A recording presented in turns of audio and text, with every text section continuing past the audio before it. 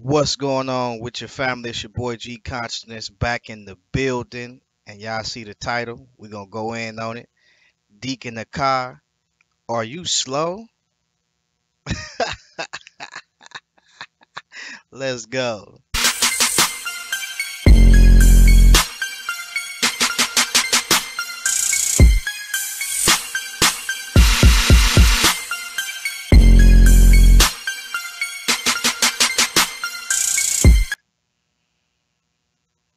Ugh, man.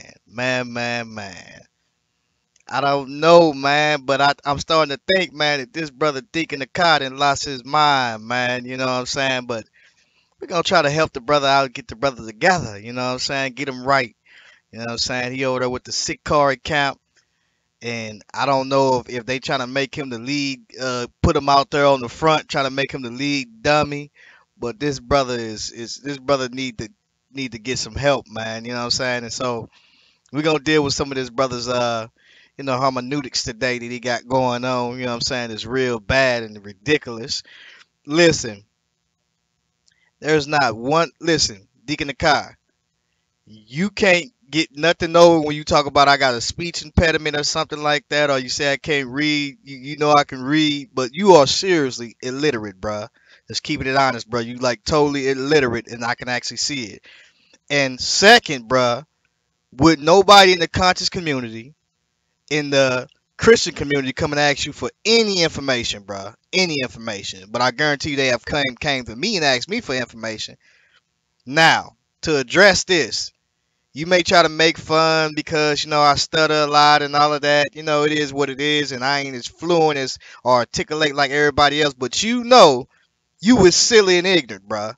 Super ignorant.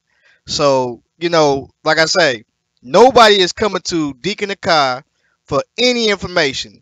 The only thing you can give somebody is basically uh uh some silly carnal stuff. Basically, that's it. You know what I'm saying? But who will come to you and ask you for any information? You don't have any, bruh, at all. You know what I'm saying? Brothers have used my information, whether if they black Hebrew Israelites or whoever. Now, you might got one West that might ask you some questions, but even that's pressing it. You know what I'm saying? Because a lot of brothers that come up out of the one West is starting to get past the silliness that y'all teaching, bruh. It's just pure silliness. A lot of brothers is advancing past that because they know it's full of holes, and even Yah is trying to creep up out of it. That's what you're doing. You pure silly, dude. Like, now, here's the thing. What I want to say is this: is number one is anybody knows that when you read the scriptures that Israel kept the Passover outside of the land, right? Concerning when they came up out of Egypt. I mean, when they went into Egypt, when they went into the wilderness. Everybody knows that, right? Now, the scripture is clear when you read Deuteronomy 16 that wherever the Lord chose to put his name at, Israel was not to keep that Passover outside of that area again. But where he chose to put his name at, that's where they should eat before the Lord. If you're not eating before the Lord, or you're not coming to Jerusalem to eat before the Lord, as Paul and all of them was doing, then nine times out of 10, you are in sin. Because you've been cast away, you have broken the covenant, because you should be coming up to eat before the Lord. Even when we read Zechariah 14, which is a prophecy that goes on into the future, all the nations will come and eat before the Lord in the Feast of Tabernacles. Why is this brother actually thinking that you can keep the Passover, you can keep the Day of Atonement, or any other feast day outside of the land? It makes no sense, bruh. The scripture is clear on that. I don't know what you've been reading, but we can grab a couple of scriptures and show you that, bruh, before we deal with your little Ezekiel 14 thing. Now, this brother made a video, right? Now, in the video, I told the brother, I'm open to your interpretation. I don't know everything. I'm open to your interpretation. Your first mistake is relying on conventional chronology. Number one is the ancients did not date how we dated. You need to stop that. we invented this dating system during the times of Christ to help us date the things in the past, right? And we use what we call synchronisms between different other nations, and we use relative dating to build what we call supposedly absolute dates. You know what I'm saying? But for the most part, no BC dates never existed before Christ. Why? Christ had not been born then. So they didn't date how we did in the past. So when you look at 930 BC, do you actually think that the ancients was dating 930 BC? Are you serious? That's pretty silly. You know what I'm saying? Let me make sure my sound putting out.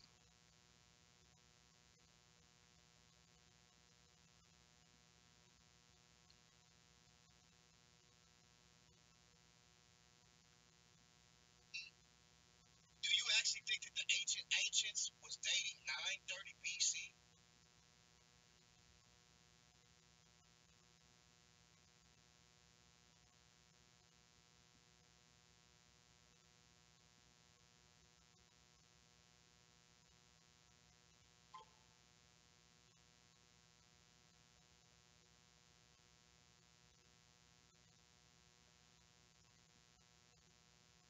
All right, so let's go. Let's grab some text because I'm not gonna play with you. You know what I'm saying? Let me make sure I grab the book because I'm gonna let the book speak for itself. You got this other brother in here don't know. And see, like I say, these brothers they come up out the woodworks. I don't know where they be coming from. They be watching, but then they don't be wanting to type in the what's called. But go ahead, type. I want to answer your questions. Don't think I don't want to answer them. I want people to get understanding. But like I say, man, like it's already enough that you got people this dealing with identity theft, you know, and then they come and can't even tell you about the culture at the same time, which is just really ridiculous, man. Like this brother asked me a question concerning menstruals, right? Now, before the law, it's clear that the custom of women, when the custom of women was upon a woman, she did not get in. She did not really basically. She didn't come in contact with men. Back in them days, women had their own tents where when they came into that custom, they stayed their distance, right? Now, so the ancients already knew that that was an impurity of coming in contact with a woman, but there was no actual law that was imputed unto them to judge them for if they did those such things, to go into a woman that when she was having her menstrual, which is really unclean because a lot of the ancients had enough sense to know that there was something that was about the blood, that there was diseases that flew through the blood, that came through the blood. And this is why they was told to cook their food properly and not to be eating meat raw and stuff like that. Cook your food properly. I'm saying cook it through. And so a lot of people was not doing those things. So they had diseases like E. coli and all types of stuff. And, just from this raw meat and just all types of diseases coming from the blood because it's not cooked. Parasites in the blood. Parasites in the meat. You know what I'm saying? Because they're not cooking the meat, which kills all of that stuff. I don't care what meat you get, whether it's beef or whatever. Whatever you get, there is chicken, beef, there's parasites, worms in that stuff. That comes with you need to cook that stuff thoroughly and cook it thoroughly. Now, dealing with the women. Now, it's clear that the nations that had not the law did some of the things did some of the things that was in the law, right? Romans chapter 2. They had not the law, but they did some of the things that was in the law, by nature. So we knew that there were some things that they did in the law by nature because the law was the law has what you call universal principles in it, right? So a lot of things that the law was brought into the law was actually universally sound because the moral when we talk about morality and when we talk about certain things as ceremonial, some of those things where we know morality was definitely there, but some of the ceremonial things was there outside of the law. Some of those things, not all of them, but some of those ceremonial things that they was doing was already universally being done. And then once the law came, it was brought into the law. And so when we look at it, you already know, like that's simple. There is no there. If you're going to say that the New Testament says anything about, hold on, y'all.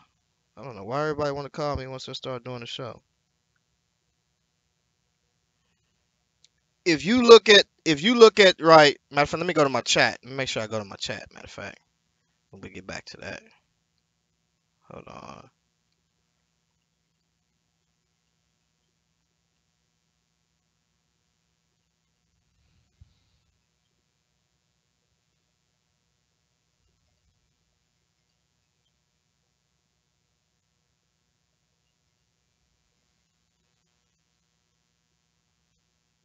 hold on, get back to that.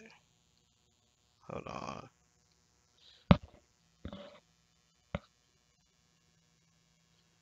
I don't know what's that static noise. You guys hear a static noise? Let me see. I heard a static noise for some reason. Y'all hear a static noise?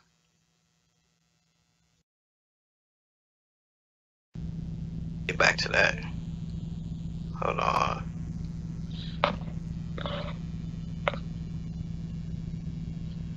I don't know what's that static noise. You guys hear a static noise? Okay, I don't hear it. Let me see. I heard a static noise for some reason. Alright. Alright, cool. So let me do this real quick. Alright, so I'm looking in the pop out chat. So let's get this out the way. Alright, so I don't want to be addressing too many things at one time, so let me go on and deal with this real quick. Okay, so we're gonna deal with some of these things, and I see Tony Ted. What's going on with you, Jeremiah? What's up, Lisa? Brother Green, what's going on with you? All right, so cool. So that's all we got in the chat room. All right, so I ain't sharing none of this to Facebook, but if y'all can, share it on Facebook for me in the Christian group, if y'all can. And so, okay, so dealing with the menstrual thing, right? Now, we see that the custom was upon, what was it? Rachel. The custom was upon Rachel. We see that custom was upon Rachel, right? So at that time, Rachel couldn't, um, Laban wouldn't come into her because the custom was upon her. Well, it's the same thing. The law is clear. If you're going to tell people to say, I was asked a question concerning under the New Testament, is the menstrual cycle, is that a law? Can you go into a or something I was I can't remember how I was specifically asked, and I told him, he says, is that a law up under the New Testament? And I said, no, it's not. And so, somebody took it and, did some crazy stuff with it, but it didn't really matter because under the New Testament, we don't see no such law concerning ceremonial laws when it comes to that, because that is a ceremonial law. So that is not a law to where you would be stoned for, but you will be considered unclean, basically. And so that is unclean according to the law of Moses, and also according to ancient Eastern cultures. So that's very unclean. And so, and to be honest, I don't see why would anybody want to go into a woman on her menstrual anyways. That is pretty nasty. You know what I'm saying? Like, I don't see why would you want to do that anyways. So it, you shouldn't be doing that. But there is no judgment for you if you do that. You know what I'm saying? Like, there is no type of penalty where you say where this person is unclean, or they need to go wash before sundown or something like that, wash and then they unclean until sundown and stuff like that. Now here's the thing. When you start talking about the laws concerning uncleanness and issues of blood and people blood touching you and this and that, according to the law of Moses, we see that that definitely is unclean. And so, if you're gonna say that you're keeping the law of Moses, then you also need to do what you need to be cleaning up. You also, your woman shouldn't even be coming into the synagogue with you, to be honest, because she's unclean at that time. And because she's unclean, you can't come and even eat. If a woman is unclean, some of the people who was unclean, they couldn't even eat the Passover or certain feasts because they was unclean and they had to wash first. And if couldn't get a chance to wash before the Passover came, then they had to. I think some of them did something like the next month or something like that. No, but I don't want. I'm just emphasizing on that. I could be wrong on that, but for the most part, um, there is some of those things that we see that took place that happened. But I don't want to get off of today and go and try to read all of that. But when you go read the law and you begin to see these stipulations and these different rules that you see there, then you'll get an ideal on how that if a woman sit down and she's on her menstrual and you sit down behind her, you're unclean too. You're unclean. And so there is some things to where, under the law, if you was unclean, I mean, if you did become unclean, you were supposed to wash up, and you became clean. I mean, you wasn't clean until the evening time or to sundown or something like that. Just emphasizing on it without having the book in front of me. And so, a lot of these things, if you're going to judge somebody concerning the law, just make sure you keeping it all. Because if you're not keeping it all, then you can't really judge anybody at all. Like that's what we call a hypocrite. Because if you offend one part of the law, then you have broken it all. When you look at Deuteronomy 27 and 26, it's clear that all of those things that we see that's in the law, you supposed to be doing those things, even the judgments. Leviticus 18 tells you that. You can't say that you're keeping the law, but you're not doing the sacrifice judgments or the ordinances, and then you want to come and say, well, I'm under the New Testament. Well, hold on for a minute. Then now you're showing that there's a distinction between the New Testament and the Old Testament. Or you might say, or you might say, well, Christ, he took the judgments. Well, if he took the judgments, then that means that seeing that the priesthood is changed, there's a necessity to change the law. And then when you talk about the jot or the tittle, where do we go from there? Because if you're talking about the jot or the tittle, then he says not one thing shall pass from the law till heaven and earth, or till heaven and earth is passed, or something like that. Just emphasizing. And you already, if you saying that he changed that, so is the law fulfilled or is it not fulfilled? Are we in the New Testament or are we in the Old Testament? I mean, let me know something. Let's have a discussion about that because you're saying that you're keeping the law. You know, half of these brothers eating out, fast food, all types of stuff, living like the heathen, living like Gentiles. So you can't be telling somebody saying that I keep the law and you lying. You're not keeping the law. This is what James was talking about. I think James or John. You saying you're keeping the law, but then you're not even holding to the very things of the letter of the law. Then if you say, well, we're not under the letter of the law, then what law is you under then? Is you under the law of Christ? What law is you under? Because there's a mediator. There's a mediator that we see of the Old Testament with the law of Moses, right? Which came from God, which God gave them the instructions at that time to keep until we came to the instructions of Christ being the mediator of that. Now one may say, well, why is there a changing of these laws? Well, it's clear. You broke the law, and one of the institutions that was a part of the law was the temple. What's going on, brother? Brother Kim, what's going on with you, brother? One of the things that we see that was of the law was the temple. And so when you start talking about the temple, and you start talking about how you keep the Passover, how you keep those things, and we're gonna deal with that. Let's get to that, matter of fact, because I don't want to do too much talking. I mean, we can get straight to the scriptures and show you that brothers is just out of pocket, man.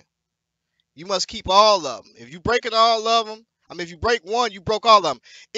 And don't tell me you don't know about contracts or you don't know about any of those things. If you got a mortgage, you got a phone, You rent. All of those things are contracts. If you break one of those conditions, one of those terms or those conditions, you out of there. You didn't broke the whole thing. You have violated the whole contract. So why is it when it comes to the New Testament and the Old Testament, you don't understand these terms and these conditions and these penalties? And so if you're in violation, because we see that the blood came on the tabernacle. Yes, the blood came on the tabernacle. That's a part of the covenant, the first contract. Yeah, whatever the blood touched, it initiated the blood initiated that very contract. We see that the blood came on the people. We see that the blood came on the book and the vessels of the tabernacle. All of that is in the contract. And so if you don't have no tabernacle, you don't have no temple where the Lord chose to put his name at, you're definitely in violation. You are in the penalty. You are in, hey, look, you in trouble. Even the prophets had enough sense to know, hey, look, if we ain't got this temple so we can sacrifice or do none of these things, we in trouble according to the law of Moses, because all of these things are in the law. All of them is in the law. He says, where does the law listen? And see, this is the type of questions that it's just like, bruh, like, listen, bruh, like, these are the questions that I say that why I say that these people are ignorant, man. Like, I'm talking about super ignorant, bruh. Like, you got to be super unintelligent to ask a ignorant question like that, bruh. Like, that's why I say these guys do not know this book, man. He asked the question. He says, where does the Torah say, if you broken one, ye have broken them all? I mean, this is I get frustrated with questions like that. Like, this brother don't know that the Torah is a contract. He don't understand that. If you violate one of those points of those law, you have violated the whole covenant. You broke everything in there, bruh. It's a contract, bruh. Do you understand that? You are under a contract. When you said, look, let me just go to the scriptures, man, because it just get ridiculous, man. Like, and it really gets silly, man. It gets ridiculous, man. I promise, yo. Like, they ask stupid questions, and you just like, bruh, are you serious? Did you just actually ask that? You would think that these guys supposed to be masters in the tour. They're supposed to be their culture. They don't know anything, man. Nothing, man. Makes no sense.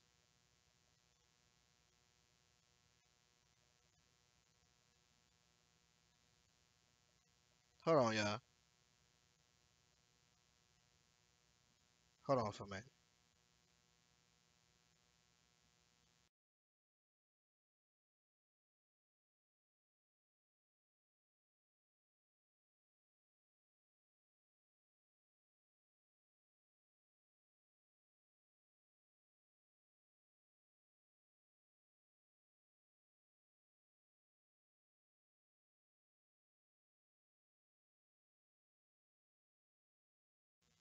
And so, let's get off into this, right?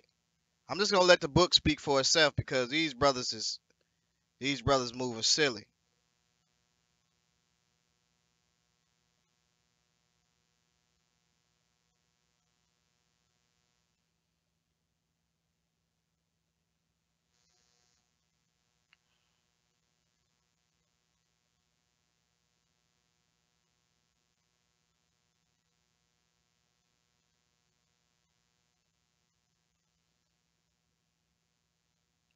All right, so let's look at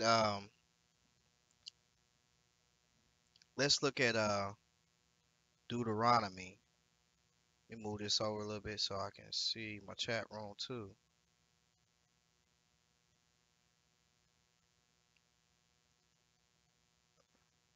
Let's look at Deuteronomy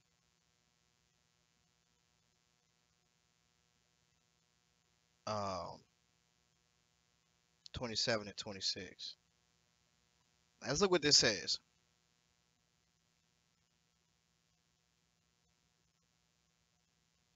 It says, "Cursed be he that confirmeth not all the words of the law to do them."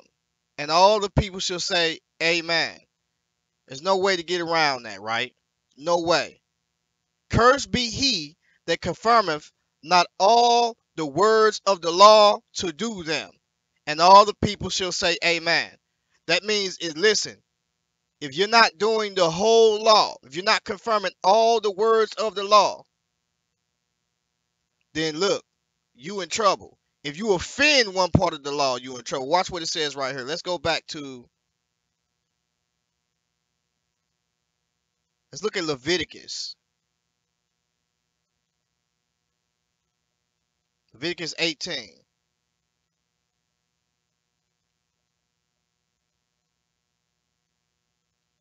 Watch what it says. Leviticus 18 and 4. Ye shall do my judgments and keep my ordinances to walk therein. I am the Lord your God. Watch what 5 is. Ye shall therefore keep my statutes and my judgments, which if a man do, he shall live in them. I am the Lord. So when you look at it, it says all the words of the law included sacrifices. You got to do all of that stuff, bruh. You ain't getting away from none of that. And it's judgments. Look what it says. I am the Lord your God. Therefore keep my statutes and my judgments. No escape, bruh. No escape. If you're not keeping his judgments, then you're not doing the law of Moses. And if you're not doing the law of Moses, then guess what? You are in the penalty.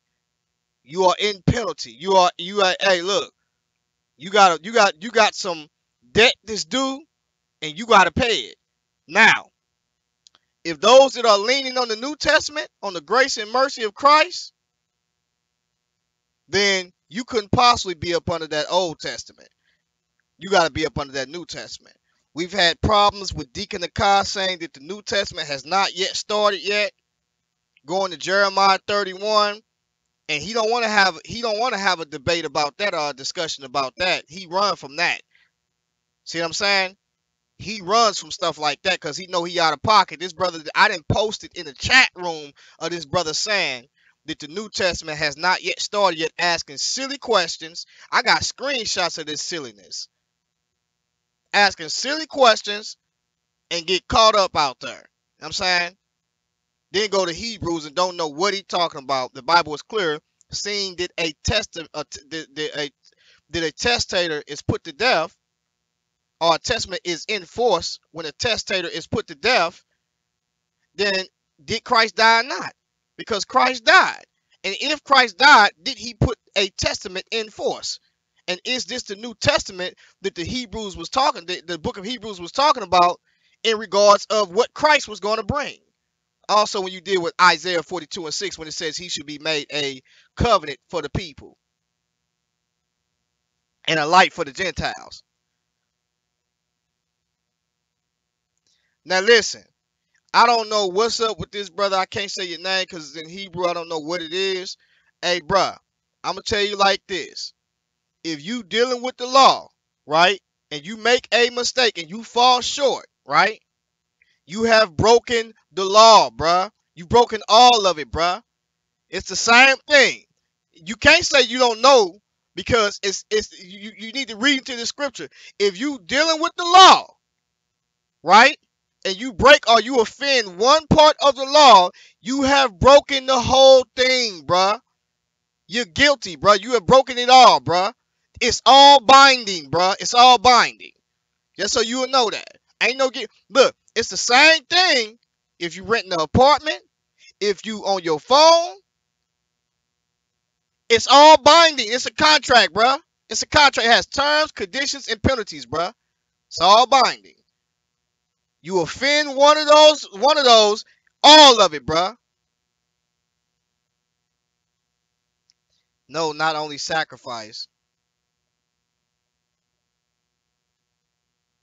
Under the old covenant, animal sacrifice atone for sins. Definitely. He says not only sacrifice. He's foolish. Listen, the most holiest day in Israel was Yom Kippur. the most holiest day in Israel. You can't even get behind the holies of holies without blood. This brother is foolish. He gonna take you to, what is it? Leviticus chapter 4 and 5, and he gonna say the most dumbest thing ever. He think you could take flour and sprinkle it on the altar and you good. No, that is a participation. That is a participation offering. In other words, that offering goes along with the other offerings of blood that's on the altar. You cannot not take anything and put it on that altar, right? Without blood. Blood has to be on that altar. So when you took the flour and you took all the certain things that can be offered, it was in going with the very sacrifice of blood. And guess what? Let me see if this brother gonna try to take some blood. I mean, try to take some flour behind the veil. You in trouble. They gonna drag you out with that rope and that goat. They gonna put an ox and gonna put it right there to your ankle. That bell gonna get the flingering because you know already that, hey, he dead in there. Ain't no coming out of there. He dead. I mean, he got to get out of. He dead, but he got to get out of there. And that ox gonna pull you right out. And that bell gonna let people know, hey, this brother gone. That bell ain't ringing. He out of there. Go on and pull him on out of there with the ox. You try to take some flour and go behind the altar with that, bro. Go behind the veil with that. You in trouble, bro. You can't put no flour on the mercy seat, bro. Stop playing games. The only thing that can atone for your sin is the blood, bro. Is the blood. That's it. Even when you go to Zechariah, what is it? Hosea 14. That even got problems with translation. You better get it together, bro.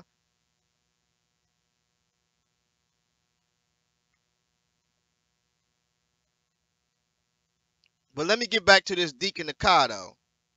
This brother is silly and unlearned, man. This brother actually, let's jump over to this Deuteronomy 12 so we can put this brother in his place and show him something. Now, let's look what this says. This is Deuteronomy chapter 12. This is in regards to, can you keep the feast days outside of the land? Now, before then, the Lord allowed him to do it. But then when he chose to put his name in the place that he put it at, nada. None of that, bruh. Israel was not keeping no feast days in captivity. I wish this brother would try to go to one of those false books outside of the Bible, because that's what he's going to try to do. But he going to be going against what this scripture is saying. So you better stick with this. And I'm going to tell y'all now, y'all can go and try to be playing with them apocrypha. I'm going to tell y'all, and I don't want to say this openly, but I got to say it. Those books will get you beat up by atheists real bad. You know why? Because they contradict the Bible and they contradict each other. And I don't care how you try to get it together and try to make it think it don't know, bruh. You be in those books if you want to, and they are not canon at all, bruh. In other words, when you talk about Josephus, them, they was not passing those books around.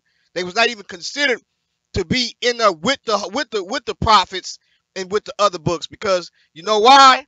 Because they are not canon, bruh. They wasn't carrying them scrolls around like that unless they was using certain history or certain things from them. But when it came to scriptural authority, man, none of that, bruh. So I don't know why y'all even be pulling them books out. You know what I'm saying? That'll get you caught up. It got me caught up when I pulled a couple of them books out, and a brother came to me. There was an atheist and tore me one. Like, hey, bruh, you know this contradict the Bible, and I couldn't do nothing but sit back and say, I ain't never using that again, bruh. Because when I started studying, I started seeing the contradictions in it, bruh. It's a lot of them. So you can use those books if you want to, but hey, look, that's gonna get you a power drive. So look at this, what it says. Let's look at Deuteronomy 12 and 1. These are the statutes and judgments which ye shall observe to do. Deacon the Car going around telling people that I can't read because I study a lot, but this brother is illiterate. This brother be reading this stuff. He probably can read good, articulate it good, but he is really illiterate.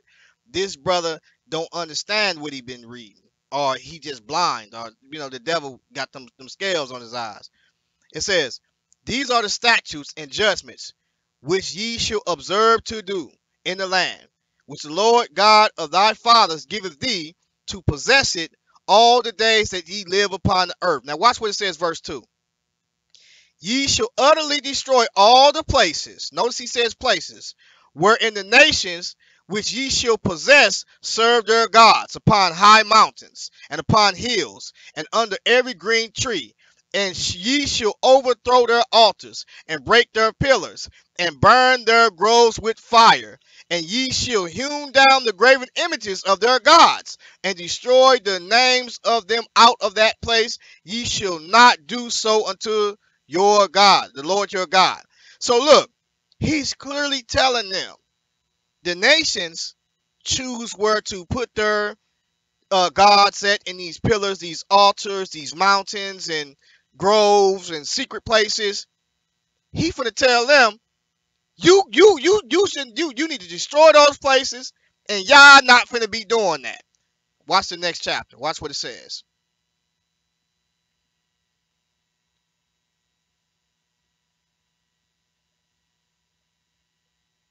It says, for the priests and the Levites were purified all together, and all of them were pure and killed the Passover. Now watch this. I'm going to show y'all how silly this brother is. Now, I told y'all, I don't know if they got some type of precept package or something, but they all is silly. Now, notice he came out with Ezra 6 and 20. Now, anybody that go to Ezra 6 and 20, you're going to realize where he messed up at. You're going to see. You're going to be like, now, I want y'all to go to Ezra 6 and 20. We're going to get there, but you're going to see that this brother is ignorant, and I don't know if it's because the brother's lacking hair at the top and his head is ashy. He ain't got no oil up there, but this brother is ignorant. I'm going to show y'all something. We're going to get to it. Notice he keep pointing, he keep putting it out there. Ezra 6 and 20.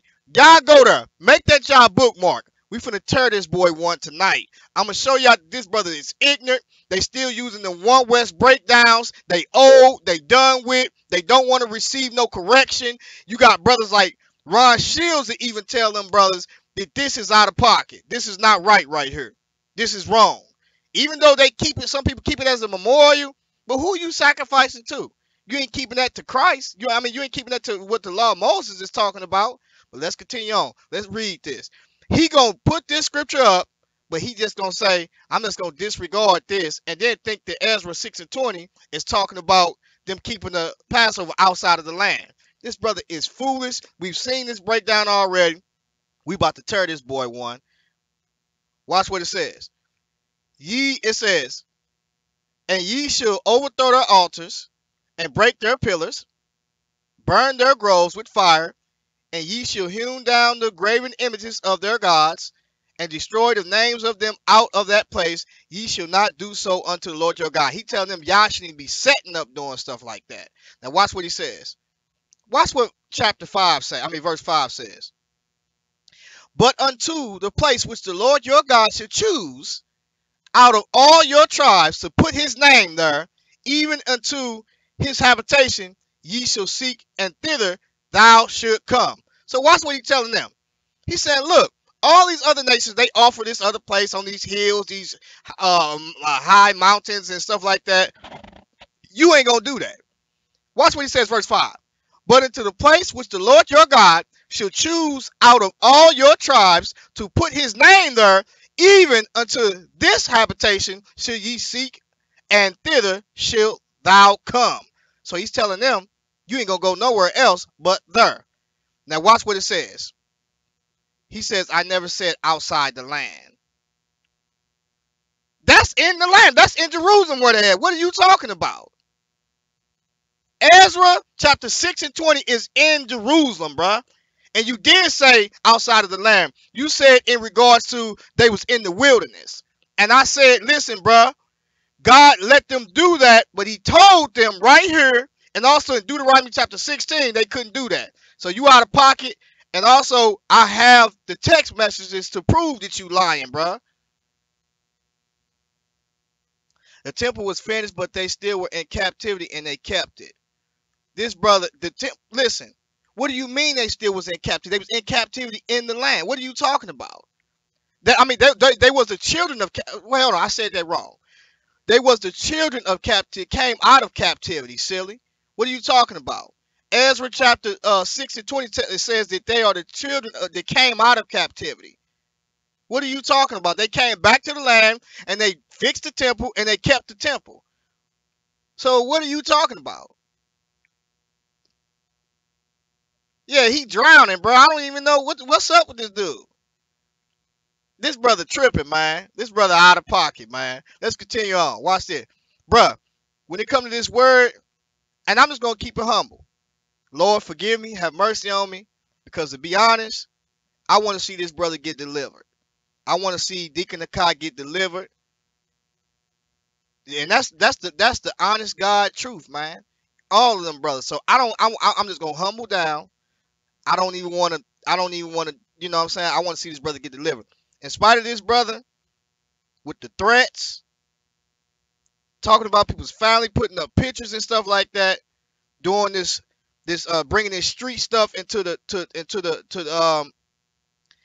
ministry or whatever they got going on over there. These brothers really need to get delivered, man. I'm just keeping it honest. So we need to be praying for these brothers because really when you get off these streets, there should be something that should be changed about you. These brothers still living like the heathens, man. They still living like the heathens. You know what I'm saying? Ain't no such thing in the Bible called holiness. You know what I'm saying to them? And then if you keeping the law, then you couldn't be keeping the law because if you saying that these are your brothers, why are you doing the things that you doing? It makes no sense. You shouldn't be doing those things. So really, to be honest, let's get back. We're gonna get to that. We're gonna get to that. We're gonna get to that what's called. And that's just keeping it real, Deacon the Car. Like for real, bro. You need to check yourself, examine yourself, bro. Examine yourself. Sit back and examine. When you lay on that bed at nighttime, bro, you should say, I do a lot of foolish things. This brother said he was coming in the spirit of Tupac the other day. Now, I'm from the West Coast. Even I felt some type of way about Tupac because I felt like Tupac spoke that into his life, into existence, because the very deeds that he was doing caused him to die. And then not only that is, to me, to be honest, when I used to watch Tupac, Tupac was saying like he was dealing with some homosexual stuff, to be honest. He was real feminine, to be honest. He was too feminine. And I used to rock with his music. I can sometimes still listen to it and be bobbing my head and be like, oh man, I can't really listen to this too long because he's saying certain things that'll cause you to be in a carnal state of mind. So man, keep this brother in y'all prayers because this brother do need to get delivered, man. Hey, I did. Now here's the thing, Deacon the Car, no. If I made some threats, it's because Deacon the Car was saying some stuff to me to provoke me to threaten him. Some stuff that you just did, worldly stuff that you just don't say. As being a believer, you shouldn't be saying it. So what he was doing is he provokes me to anger and wrath, and that is something that you shouldn't be doing with your brothers. You shouldn't be doing that. If you say that, you say because they'll tell you all day long, oh, black people's the Israelites, but guess what? You don't treat them like they Israelites. Because if you feel that they've been taken over with some type of calamity or in some type of fault, you're supposed to restore them. And if you can't restore them, just wash your feet. You don't be sitting up there calling these brothers all type of B words and calling them out their name. You did that in the world, and you brought that over here. And now you want to put Christ on it. You want to put Christ on it like it's all good. It's not all good, bruh. At all. Yeah, he said he had the spirit of Tupac in him. You know what I'm saying? I'm like, yeah, you got the spirit of Tupac, all right, and you might want to get delivered from that spirit. But let me continue on with this. Chapter 5, Deuteronomy chapter 5. 12, verse 5. But into the place which the Lord your God shall choose out of all your tribes to put his name there, even to his habitation, shall ye seek, and thither thou shalt come. So he's instructing in them, when you get to this place, this tabernacle has been moving a lot. But when you get to this place, this where my name gonna be. And we're gonna show you where his name gonna be at. It says, and thither ye shall bring your burnt offerings and your sacrifices, and your tithes, and your heave offerings of your hand, and your vows, and your freewill offerings, and the firstlings of your herds and of your flocks. And there ye shall eat before the Lord your God. This is why Paul and them and all of these guys, the apostles, stayed coming to Jerusalem to keep these feast days. That's why they did that. Because they will eat before the Lord right there. And I'm going to show you where he put his name at because it's in the scriptures. And it's clear, right? We're going to get to that. And thither ye shall bring your burnt offering. Let's go to verse 7. And there ye shall eat before the Lord your God. And ye shall rejoice in all that ye put your hands unto do, or unto, ye and your household, wherein the Lord thy God hath blessed thee. Ye shall not do after the things that we do here this day. Ye shall not do after all the things that we do here this day. Every man whatsoever is right in his own eyes, right? For ye are not as for ye are not as yet come to the rest and to thy inheritance. So he's telling them, you have not come to your rest and your inheritance. So the things that you're doing this day is not going to be done when you get into this kingdom when it comes to regardless where you bringing your offerings at. For ye are not as yet come to rest and to the inheritance which the Lord your God giveth you. But when ye go over Jordan and dwell in the land which the Lord your God giveth you to inherit, when he giveth you rest from all your enemies round about, so that ye dwell safely, then there shall be a place which the Lord your God should choose to cause his name to dwell there. And thither shall ye bring all that I command you, your burnt offerings, your sacrifices, your tithes, and the heave offerings of your hand, and your choice vows which ye vow unto the Lord, and ye shall rejoice before the Lord your God. So he telling them, what's going on, Mary? How you doing, sis? Built for speed, I see you. Eli and Ellen, man, I never can say your name. Ellen Kiss or Eliakis. What's going on with you, bro? Everybody in the chat room, grace and peace to you. So it's clear. You cannot, he allowed them to do that, but he told them, you should not do what you're doing here. You know what I'm saying? You're not going to be doing that. But when you get to this place, when I put my name there, that's where you're going to bring all your stuff at. That's where you're going to bring it at, right? That's clear. Now, we're going to show you where he put his name at.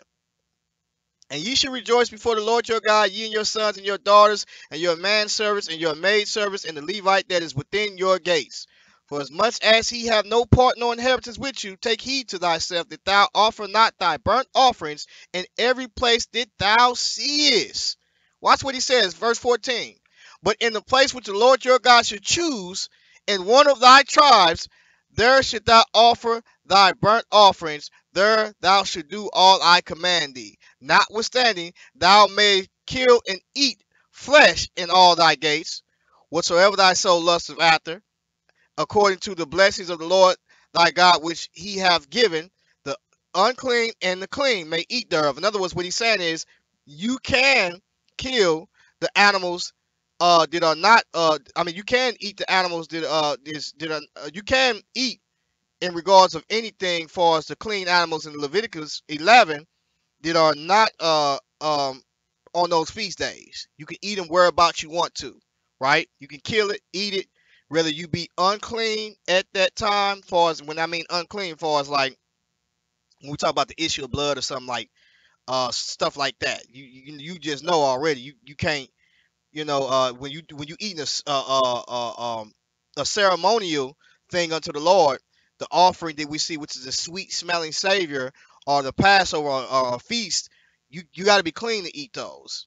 And so you can't be, in a situation to where you got to wait till the evening time, and then you know what I'm saying, you can't eat because you didn't touch something or did something that you wasn't supposed to be doing, and you ain't clean yet to eat those things. So this is what this is talking about. But you can kill and eat flesh in all thy gates, but when it comes to the offerings of the Lord, as far as the ceremonial things, you have to eat those in before the Lord where he chooses to put his name at.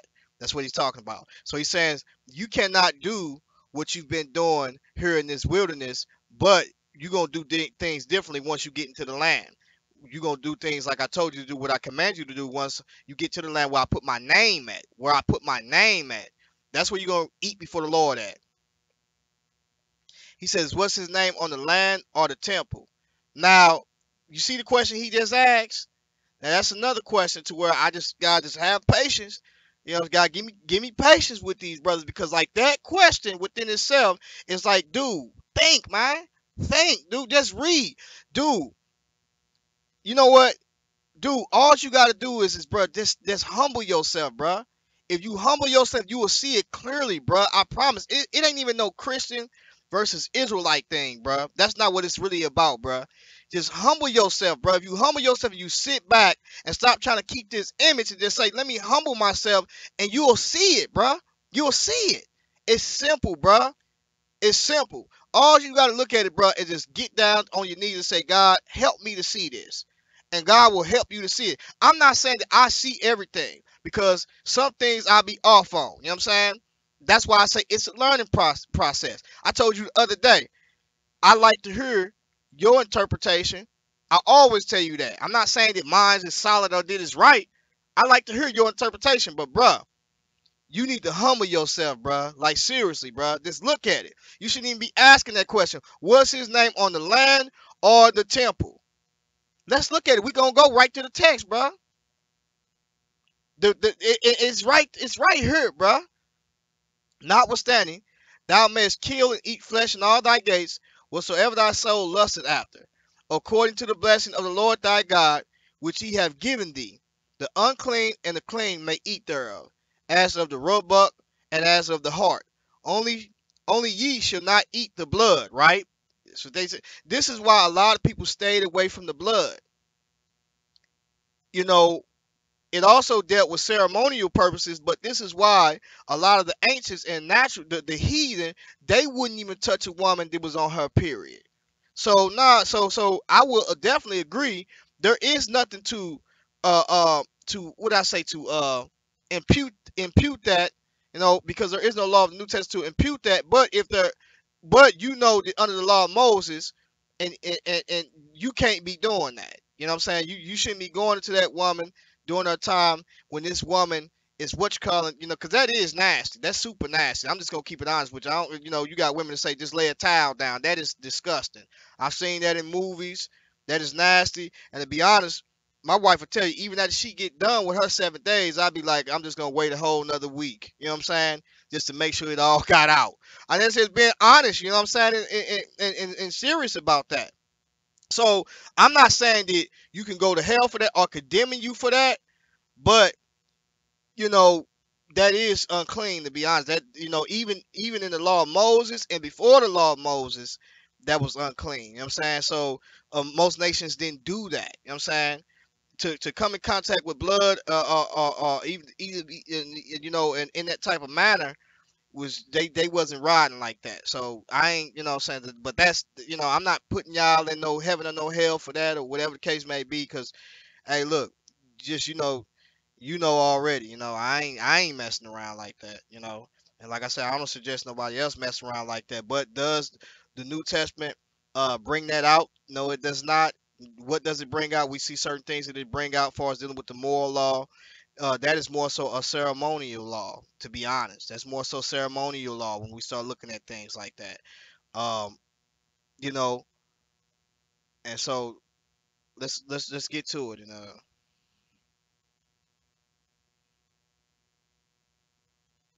So he'll come and he'll say, you just read it. He put his name on the temple, not the land. There is no more temple. We are now his temple. Now, he'll say that, right? But then when you read Zechariah 14 and some other scriptures, it'll tell you that that's up under, really, when you say that we are now his temple, that's up under the New Testament, right? So when you look at it, he'll say, we're the temple of the Holy Ghost. No, you're not, that we're the temple of the Holy Ghost, and we are. Those that are up under the New Testament that are in Christ, right? Now, but what he not telling you is that the law of Moses, that first covenant, that first temple that we see, no, bro, you ain't getting away from that, bro. You ain't getting away from that because you got to follow that to the letter, and you got to bring it to that temple. Matter of fact, we're gonna go to Solomon to prove that what Solomon did. And if you saying that he changed that, then because I know that he did, then hey, look, you gonna have to you're gonna have to give up your position that the New Testament has not come yet. You gotta give up your position because under the Old Testament, we know that they had to do that. And so if you say that he changed that, then therefore you see the scene that the priesthood has changed. There is a necessity to change the law. That's your jot and your tittle. Plus, you're not doing the judgments. That's another your jot and your tittle. If you're not keeping that, then you couldn't possibly be up under the law of Moses because you had to do the judgments. You had to have civil government. You had to have that temple because guess what? The blood went on the vessels and on the tabernacle. Ain't no getting away from that, bruh. Ain't no getting away from that, bruh. So if you saying that you up, you saying that we're the temple of God, that's up under the New Testament. So you just stated earlier that a while back that we're not in the New Testament. So you cut there, bruh. Ain't no cutting no corners with me, bruh. I slice each and every way with that sword, bruh. It's two edged. It cuts. You know what I'm saying? So you can't do that, bruh. Like you inconsistent with your arguments. You slopping all over the place. You sloppy just like them garments y'all be wearing out there. Let me continue on. As a matter of fact, you know what? Let's jump over to says but thou may it says but let's look at 18. But thou must eat them before the Lord thy God in the place which the Lord thy God shall choose. Thou and thy son and thy daughter and thy servant and thy maidservants and the Levites that is within thy gates, and thou should rejoice before the Lord thy God, and all thou puttest thy hands to unto. Take heed to thyself that thou forsake not the Levite as long as thou livest upon the earth. When the Lord thy God shall enlarge thy borders, as he hath promised thee, and thou shouldst say, I will eat flesh, because thy soul longeth to eat flesh. Thou mayest eat flesh whatsoever thy soul lusted after, according to the Levitical dietary things. Not just, you know what I'm saying, things is against the law. If the place which the Lord thy God have chosen to if the place which the Lord thy God have chosen to put his name there be too far from thee, then thou shalt kill thine herd and of thy flock which the Lord hath given thee, as I commanded thee, and thou shalt eat in thy gates whatsoever thy soul lusteth after. Right? Now watch what he says. Even as the roebuck and the hart is eaten, so should thou eat them. The unclean and the clean shall eat them alike. Only be sure that thou eatest not the blood. The blood is the life. And thou mayest eat the life. It says, and thou mayest not eat the life with the flesh. Thou shalt not eat it. Thou shalt not pour it upon the earth as water. Thou shalt not eat it, that it may go well with thee. Right? So let's look at it. Now, let's look at what he says. Thou shalt not eat it, that it may go well with thee, and with thy children after thee, when thou shalt do that which is right in the sight of the Lord. Now, watch 26, key in on him. Only the holy things which thou hast, and thy vows thou shalt take, and go into the place which the Lord your God shall choose, or the Lord shall choose. So, you can eat the things, as he stated, like the roebuck and different sacrifices, the clean animals, you can eat those things. But when it comes to the holy things, as far as things that are things that you know that you got to bring ceremonially onto the Lord, I don't know if I'm gonna come on that show on Friday, bro, either. Just to keep it honest, bro, because y'all been doing a lot of foul things, bro. And to be honest, I don't even want to be messing with no stuff like that. If y'all brothers did, y'all just do foul. You got a foul spirit about yourselves, man. And so y'all need to change that stuff. I was thinking about some things. I can sit down before probably brothers like Zadok, Ron Shields, and all of them, but to sit down before the ISUPK, to sit down before IUIC, Sakari and them, it's like they mockers, man. They mockers. It's like they rather play games and joke around than if you feel that I'm not right or I'm wrong, you should rather see me delivered. You shouldn't be ha ha ha ha ha. You're wrong. You're wrong. You know what I'm saying? That's stupid, bro. That sounds retarded. And so the thing about it is that overall, I wish health to your family, peace to your family, and all of y'all families. But y'all say some wild things, bro. Y'all women say some things that's out of pocket. You know what I'm saying? Y'all got y'all women out of order. You know what I'm saying? They disrespectful to men. Y'all got Cause they feel like that if they ain't in y'all camps or whatever, they disrespectful. You got all I mean the whole crowd just disrespectful, bro. So I really ain't really got time for stuff like that, bro. For brothers really mocking the truth. You know, really the scriptures tell me to stay away from that. You know what I'm saying? To be honest. Numbers 9 through 10 backfires on you come 9 and 14. I don't know what you saying, brother. Look at Arcane logos, man. This dude, he coming here. Just cause this dude don't like G consciousness, he coming here. He don't even know what he talking about, bruh. People, I mean, Peter wasn't even talking about the law when he was talking about that. Like you don't, you barely even read your Bible, bruh. So I don't even know why you even in here, bruh.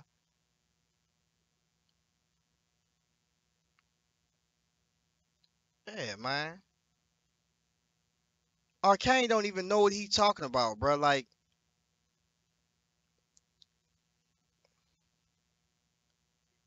he said, I'm avoiding numbers 9 and 12. Like watch this. We can go there. It like this is pure. Look at Arcane, man. Arcane, look, bruh. Listen, Arcane. To be for reals, bruh. Do you want the truth or you don't, bruh? Because even if you feel like that I'm mocking, why you ain't saying nothing about this, brother? What they do on their shows? Why you come getting at me? Then you talking about I'm mocking, but then to be honest, you should be coming and saying the truth of the matter. You don't even read the scriptures, bruh. You like to come in here and talk about the flat earth all day. They wouldn't even have you they wouldn't even have you in the Sakari camp talking about the flat earth. What are you talking about? You know what I'm saying? So you come in here, man, you got like a little haterism. You didn't had your haterade before you came on here. Right, but at the same time, listen, I promise Deacon the Car, like, listen, bro, if you want to have a discussion, y'all come on my panel and have the discussion. Or you come on a panel to where we know it could be a panel to where, because to be honest, I'm gonna tell y'all what I did to y'all, Deacon. And see, a lot of times I just be baiting you in because I know you gonna take the bait, right? You take it, right? You take the bait. Now, what I did, I stayed on the offense. I let y'all ask me questions. Deacon Akai, listen, bruh, you ain't seen the defense yet. When you see the defense, it's over for you, bruh. Because what I realized about it, I asked y'all one or two questions the last time and y'all couldn't respond to it. Y'all said, we'll get back to you on that one. So, bruh, it's over for you, bruh. I'm telling you, your doctrine got bullet holes in it. That's how I be getting you like that, bruh. You can try to critique it all you want. You still gonna have holes and water leaking all out, bruh. You know, your doctrine is so terrible, it's ridiculous, bro. Like, and you still using these 1990 breakdowns, bro. Give it up, man. Move on, man, to something different, man. You know what I'm saying? Arcane, listen, bro. Arcane, when you ready to have a discussion about the Bible, just holler at me, bro. I'll have a discussion with you, Arcane. Holler at me. What up, Christ Sheep? All right, so listen. He said you better go learn something. He say he got to go learn. The only thing that Deacon Akai is finna go do is make these silly videos. This brother, I don't know if this brother's ears is too little. He can't hear. He got a little wax in him. Maybe the tablecloth over his head is covering his ears up. They stopped up or something. But brother, you out of pocket, man. He know he ain't ready. That's why they won't come to nobody's panel. I told y'all. I showed y'all the offense. When I get into the defense, I asked you today. I said, Deacon Akai, do you lean on it seems like you starting to lean on a lot of conventional chronology as if it's actually like sound chronology. I seen you doing that, bro. What's going on, Ishay? I see you doing. I asked you that for a reason, because I'm just setting you up, bro. That's all I'm doing. And see, when you be doing what you be doing, I already know what you gonna do, bro.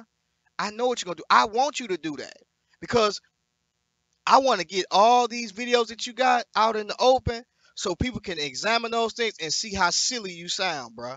See how silly you sound, because you be sounding silly. And the arguments that you make, we've dealt with this stuff with the Armor Raw Squad making arguments, bruh. And the stuff that they did, bruh, the divert tactics that they do in the conscious community, it's silly, bro. All you do is divert and change subjects. You try to act like you smart, like you gathering information, and I let you do it because you know why I let you do it? Because I be baiting you in, bro. I'm reeling you in. So when you putting out that information, guess what? We're gonna do just like we did with Ron Shields on you. We're gonna catch you up because Ron Shields, he came out and that bro got naked out there and got caught up. Ron Shields came out there saying stuff that he knew was out of pocket that the Bible ain't saying. But he said he keep Torah though, right? Knew it was out of pocket. And guess what? He got opened up, got caught up. So you just doing the same thing, bro. Yeah, my show might be weak. It might not be up there like that, but I'm pretty sure if y'all got followers, whatever show you go to, they should follow you over there. It don't even matter. It don't even matter.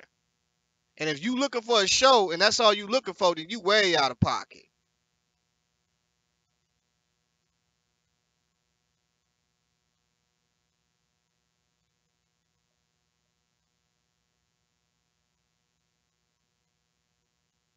Let's look at this right here, what it says. And thou shalt offer thy burnt offerings, the flesh and the blood, upon the altar of the Lord thy God. Okay, so it shouldn't even be no more of that. We should see that right there. You got cut on that. Let's go over to Deuteronomy chapter 14, bro. I mean 16. You got cut on that. It shouldn't be no more playing no games. Let me get some water. Hold on.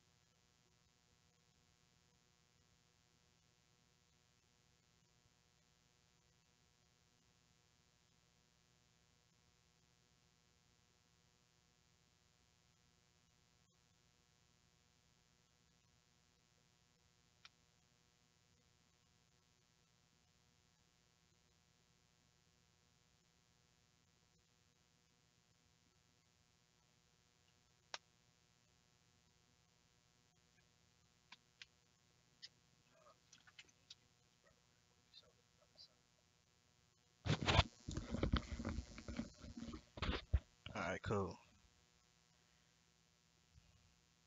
So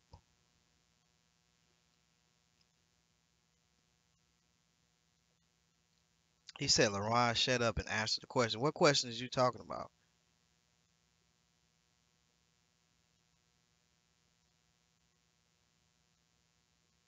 I'm gonna deal with that. I'm coming to that, bro. I got time. Cause I got time. Cause I'm asking you to keep it G real, but I got time. What boy say? Cause I'm gonna keep it G real with you. Cause I got time. Yeah, man, I got time, bro.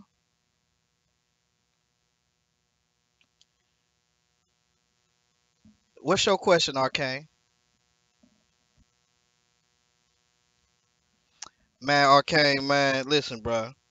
You getting off into something you don't even know about, bro. Go on and stay in your lane, man. I'm gonna treat you just like they used to say in the streets, bro. Listen, if you don't know nothing about it, bro, go on and move around, man. Move around. You don't know what you're talking about. You want to know about it later on? Inbox me, bro. We'll chat about it. But right now, you got some type of beef with me, so it's evident that you don't like me because I don't take the position of about your flat Earth. But hey, look, you'll come around someday. You know what I'm saying? But right now, you need to go off the edge. You can fall off the edge with that stuff. But let me continue on.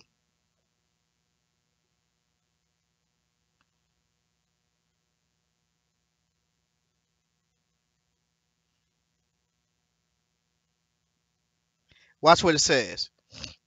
This is Deuteronomy 16 and 1. Observe the month of Abib, and keep the Passover unto the Lord thy God. For in the month of Abib the Lord thy God brought thee forth out of Egypt by night. Thou shalt therefore sacrifice the Passover unto the Lord thy God, excuse me, of the flock and the herd in the place which the Lord shall choose to place his name. Thou shalt eat no leavened bread with it. Let's jump down. Now we see telling you where he chooses to place his name at. Now watch what he says. Verse 6. Verse 5. Mayest not sacrifice the Passover within any of thy gates, which the Lord thy God giveth thee. So he's saying, listen, within any of thy gates, which the Lord thy God giveth you, you may not sacrifice the Passover. But at the place which the Lord thy God shall choose to place his name in, there thou shalt sacrifice the Passover at evening, and at the going down of the sun. So that should answer your question right there, bruh. Deacon the Car, Deacon. Um, I don't get my page is not monetized, Deacon. For the first to let you know that, and also Deacon, you know that you a lot of people know you from the One West camps, right? But Deacon, let's not act like that nobody knows me, Deacon. Let's not act like nobody knows me from the conscious community and the Christian community, and more so of the Israelite community too. So why you playing? Why you even trying to say I'm clout chasing after your name, bruh? Listen, when y'all gave y'all introduction, when we had that discussion the last time, even Elazar said that this brother's no slouch. This brother been banging. This brother been doing this and that in the conscious community and as well as in any community. So why is you acting like I'm trying to get clout off your name, bro? That's not how that work, fam, at all. That's not how I move, man. So I don't even know why you even stressing that, bro. That's not what it's about, bro. Like for you to just say that, that's just pure foolishness, bro. Because you can go to anybody that's in the conscious community, people that's in the Hebrew Israelite community and say G consciousness, or in the Christian community. You know what I'm saying, and I'm not even that known in the Christian community. The first communities that I was known in is the conscious community and also in the Israelite community. So why you playing these games, bro? Tomorrow I'm trying to cloud chase. When, to be honest, bro, I be having people coming to me asking me why I even be dealing with the Hebrew Israelites or even the Bible in general. So stop playing these games, bruh. And I had to tell them because this is what I deal with, bruh. Because they be wanting me to push the Kemet stuff. So I don't even know why you even saying that, bruh.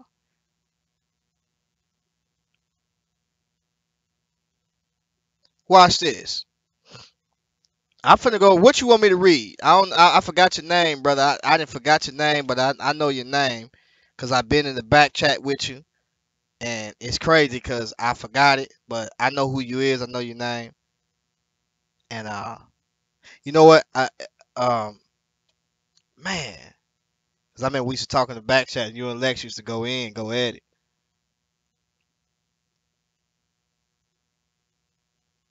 Let's look at this. What it says.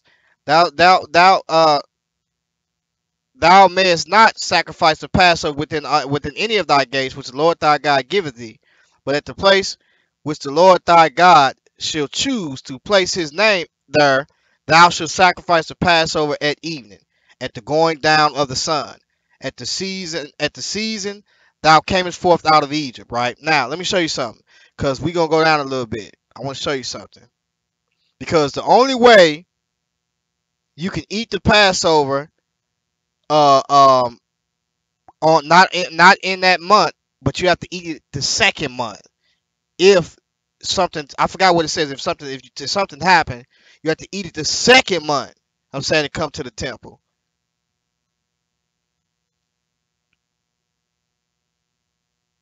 I'm finna go to that, Deacon. See, Deacon, when you say you ain't popping, you kind of showing yourself and exposing yourself. That's what you're doing. Because your main thing is I see you got your little chains on. You know what I'm saying? You know, I see you out there rapping. The only way, Deacon, you can get something off on me that's funny, you better rap your way out that situation, fam bam. Rap your way. And I don't mean rap a burrito because you eat a lot of them out there in San Diego. But you better rap your way up out of this, bruh. Because it ain't gonna pop off, bruh, at all. You know what I'm saying? I keep telling you that. Your best bet is to rap your way out of your situation. And that ain't gonna last that long. Cause you gonna run into somebody like Tony, you know what I'm saying? How's a king? Cause you gonna run into somebody that can rap, is gonna write, you know, you know, you gonna run into that. You know what I'm saying? So that's your best bet, bro. Anything else, you need to get the spirit of God so he can help you to be a better, you know, apologist, so to speak, if that's what you're seeking to be. When General Hashai, listen, bro, General Hashai already know what time it is. Matter of fact, this the same dude to say you know you an Israelite by how you can shoot a jump shot. So why are you even mentioning him? All he do is scream and yell. This brother ain't got no information, bro, at all. This brother, listen, General Hashai, this brother is a light-skinned Nubian. This brother can't even grow a beard. You think he he's Shem? You think he a Semitic? This brother can't even grow a beard, fam. What are you talking about? This brother is a light-skinned Hamite. I don't want to hear nothing you got to say. Listen, Israelites had beards. Yeah, I would look. I'm gonna get like Mikael Ben Israel. If you ain't got a bird, I shouldn't even be talking to you. You know what I'm saying? So let's quit playing these games, man. Tell your boy to get a bird, then come holler at me. You know what I'm saying? Cause he didn't want that work. He sat there acting stubborn. Who does that, bruh? Him and Daniela. They sat there acting stubborn. You ask them a question, they stubborn, bruh. Cause they know already if they get the sand stuff, you get to expose and they information. That's why they just talk. Ah man, we ain't about that, this and that. And yeah, we'll move on then. You know what I'm saying? Cause you know when it's time to deal with this information, you ain't got nothing coming. You know what I'm saying? So stop playing games, bruh. This brother can't even grow a beard. This brother put a little rubber band on his. He got a little twig right there. He can't even grow a beard, bro. What's up with that, man? You know what I'm saying? He an Israelite. That's what y'all say. They gotta have a beard, right? You know that brother ain't that brother light skinned Hamite. And ain't nothing wrong with it. If he ham, he ham. You know what I'm saying? Just pork it out. You know? So you know, this brother, you know, he porked out. That's basically he ham. Spam, ham, whatever you want to call it. You know what I'm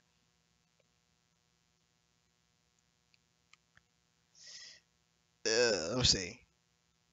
And thou, okay, so what you wanted me to read? Thou shalt observe the feast of tabernacles 7 days after thou hast gathered.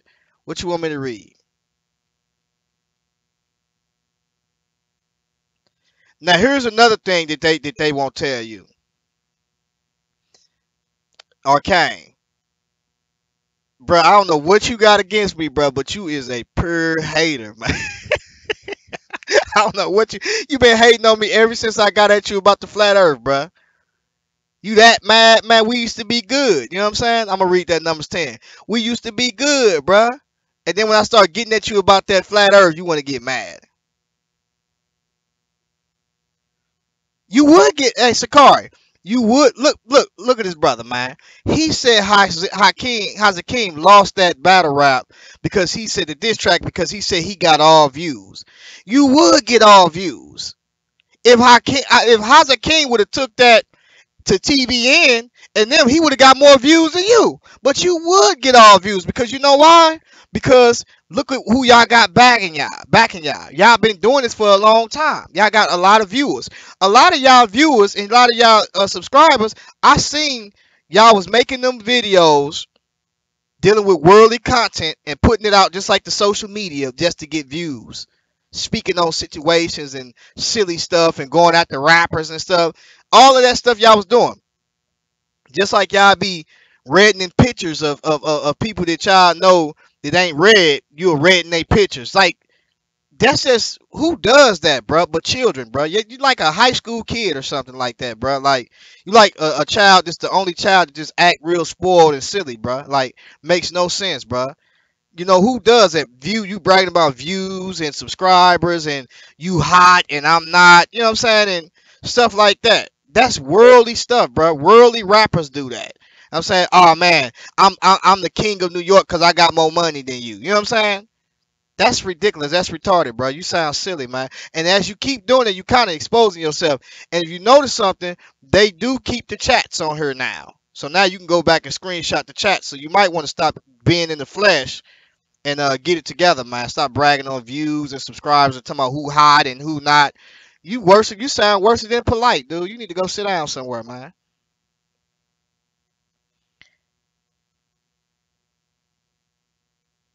Right, a beach towel with some fringes, looking like an ox with a beach towel on with fringes.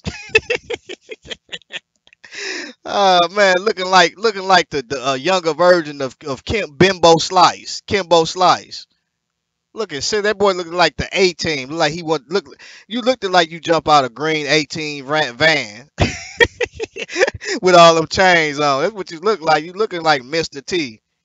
You silly man. I pity the fool. Yeah, man. Look at this man. So he says that it says that which is altogether just should thou follow. Okay, so we out of that. So let's go to that scripture that brother told me to go to, and we're gonna go back because we need to go to where he put it, Numbers 9 and 10.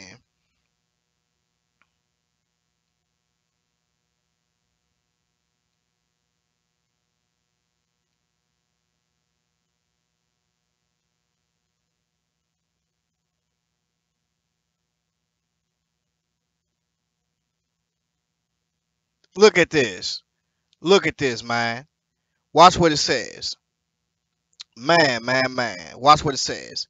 And the Lord spake unto Moses, saying, Speak unto the children of Israel, saying, If any man of you or your posterity should be unclean by reason of a dead body, or be in a journey afar off, yet he shall keep the Passover unto the Lord. Watch what it says.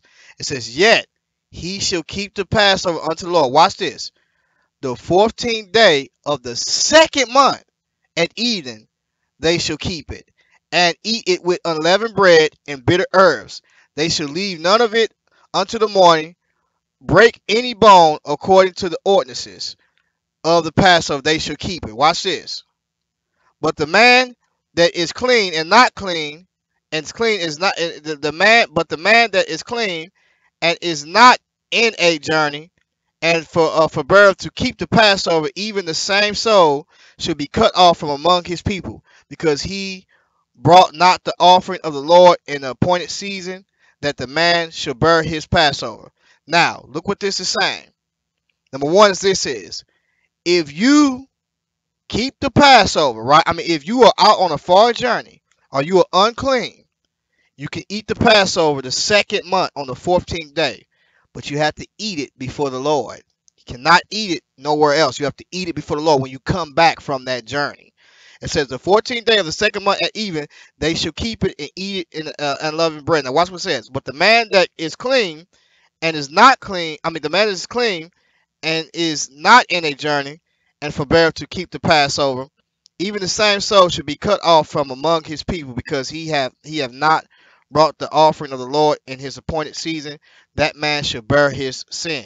And if a stranger shall sojourn among you, and will keep the Passover unto the Lord according to the ordinances of the Passover, and according to the manner of therefore thereof, so shall he do. Ye shall have one ordinance both of the stranger and for him that was born in the land, right?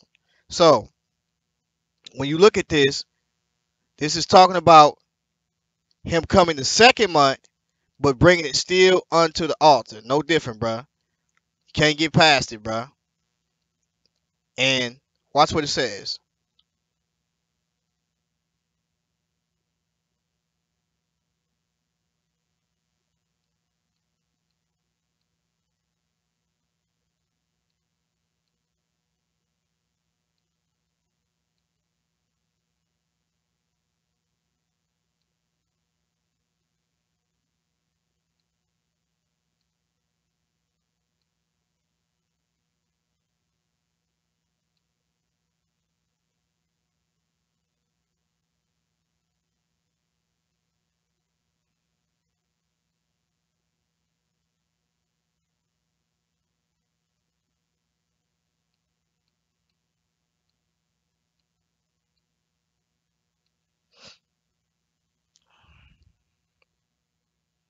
You said, can I read what?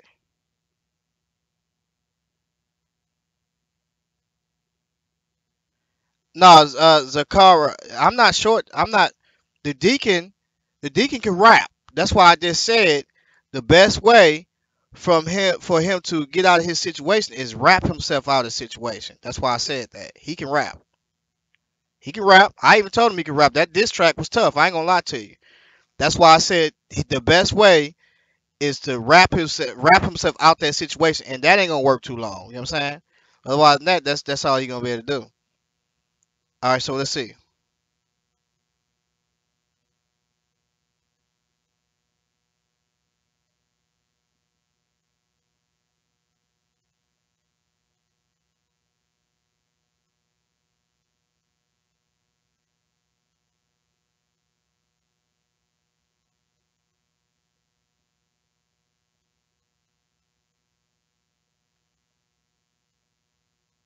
Let's see.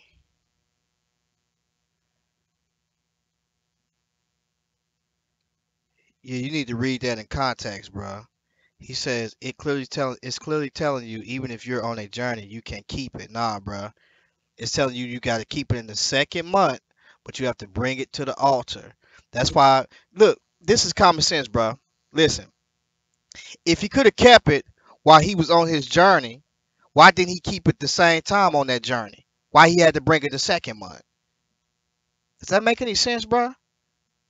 Do you understand what you're saying? If he can keep it on his journey, why didn't he keep it at the time that they kept it on that journey? Why did he have to keep it the second month? Well, you know why? Because the second month when he was in town, guess where he brought it at? He brought it right back to the temple. So, bruh, that's clear, bruh. Like, this is common sense stuff, bruh. That's common sense stuff. Why didn't he keep it at the same time? Why he waited until the second month? You know why? Because he had to bring it back to the temple, bruh. I'm asking you that question. If he can keep it, if he could have kept it, right? That makes no sense, bruh. If he could have kept it, keep the Passover, why did he keep it at the same time that they kept it while he was far away? Why did it say keep it the second month? You know why? Because he had to bring it back to the temple when it was the second month. Come on, bruh. You can only eat the holy. And see, this is what I'm talking about, bruh. This is just pure sadness and pure foolishness. You got Deacon the Car saying the same thing, and then this brother saying the same thing. This is just retarded, bruh. It makes no sense, fam bam. Good Lord, man. Think, bruh. Get it together, bruh. Think, man. Get it together, bruh. Makes no sense, bruh. Like, you brothers is sad with that, man. That's what I be saying, man. Like, I be reading this stuff and I get frustrated, but Lord, I be trying not to. And with Deacon the Car, you gotta have patience with that brother, cause that brother real silly, man, and wicked at the same time.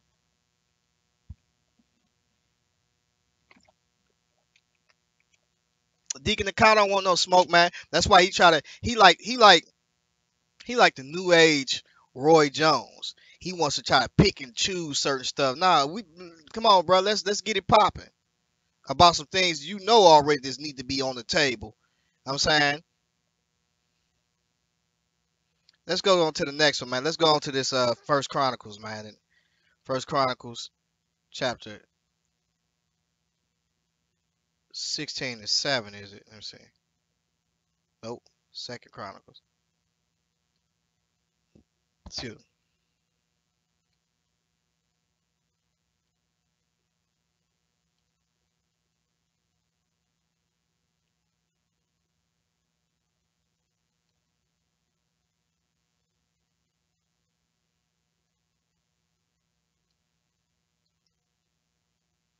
All right, so let's go. Let's look at this.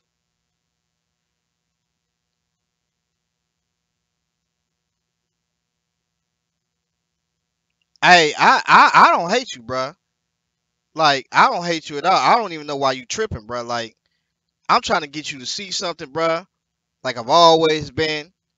I don't hate you, bro, but you need to get rid of them old breakdowns, bro. Them old breakdowns is killing you, bro. And like, reason why I don't like coming on because you don't like y'all don't like to answer questions, bro. Y'all like to skip over our questions and then say we'll get back to you on that. Nah, bro, I need you to answer this right now.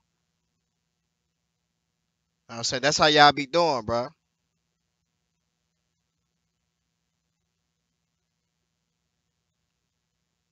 And watch what it says.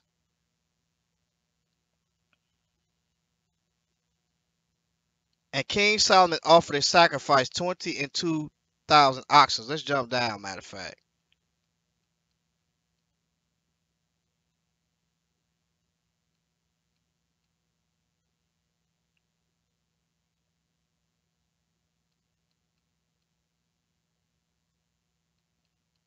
Let's look at verse 12.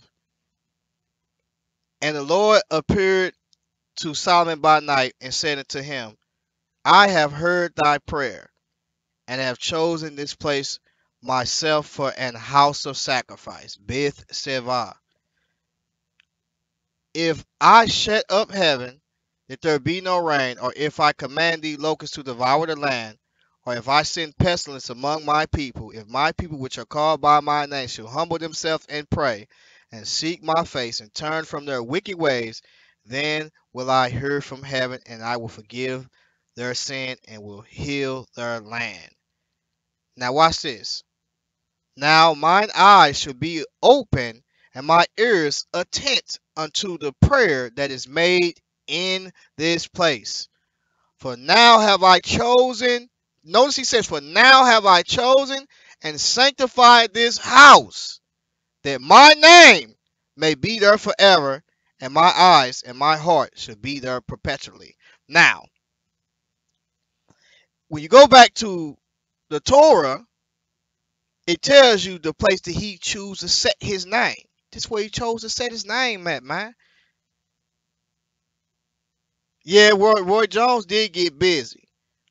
But Roy Jones ran from certain people because he knew already. You know what I'm saying? They would have caused him some problems. Roy Jones got busy.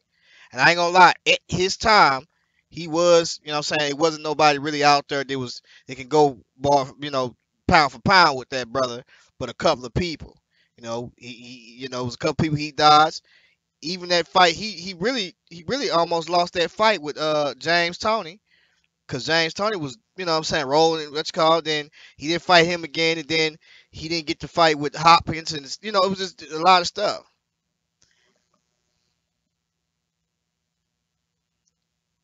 All right, so let's look. Now my eyes should be open and my ears attent unto the prayer that is made in this place. For now have I chosen and sanctified this house, and my name may be there forever. So this is where he chose to put his name at, man. I'm saying? So all that other stuff y'all talking about, man, I don't want to hear none of that. You know what I'm saying? Look at verse 20. Then will I pluck them up by the roots out of my land which I have given them, and this house which I have sanctified for my name will I cast out of thy sight, my sight. So listen, bruh. If he cast that house out of his sight, that means you are in sin. You in trouble. That means that you is in the penalty. The curses has come because why? Because Israel sinned, and their place of national worship is no longer there. You in sin. Now you gonna have to ask. You gonna have to ask yourself: Are you in the New Testament or are you in the Old Testament? Because the law of Moses and what this was dedicated of, the tabernacle, is you know what needs to happen.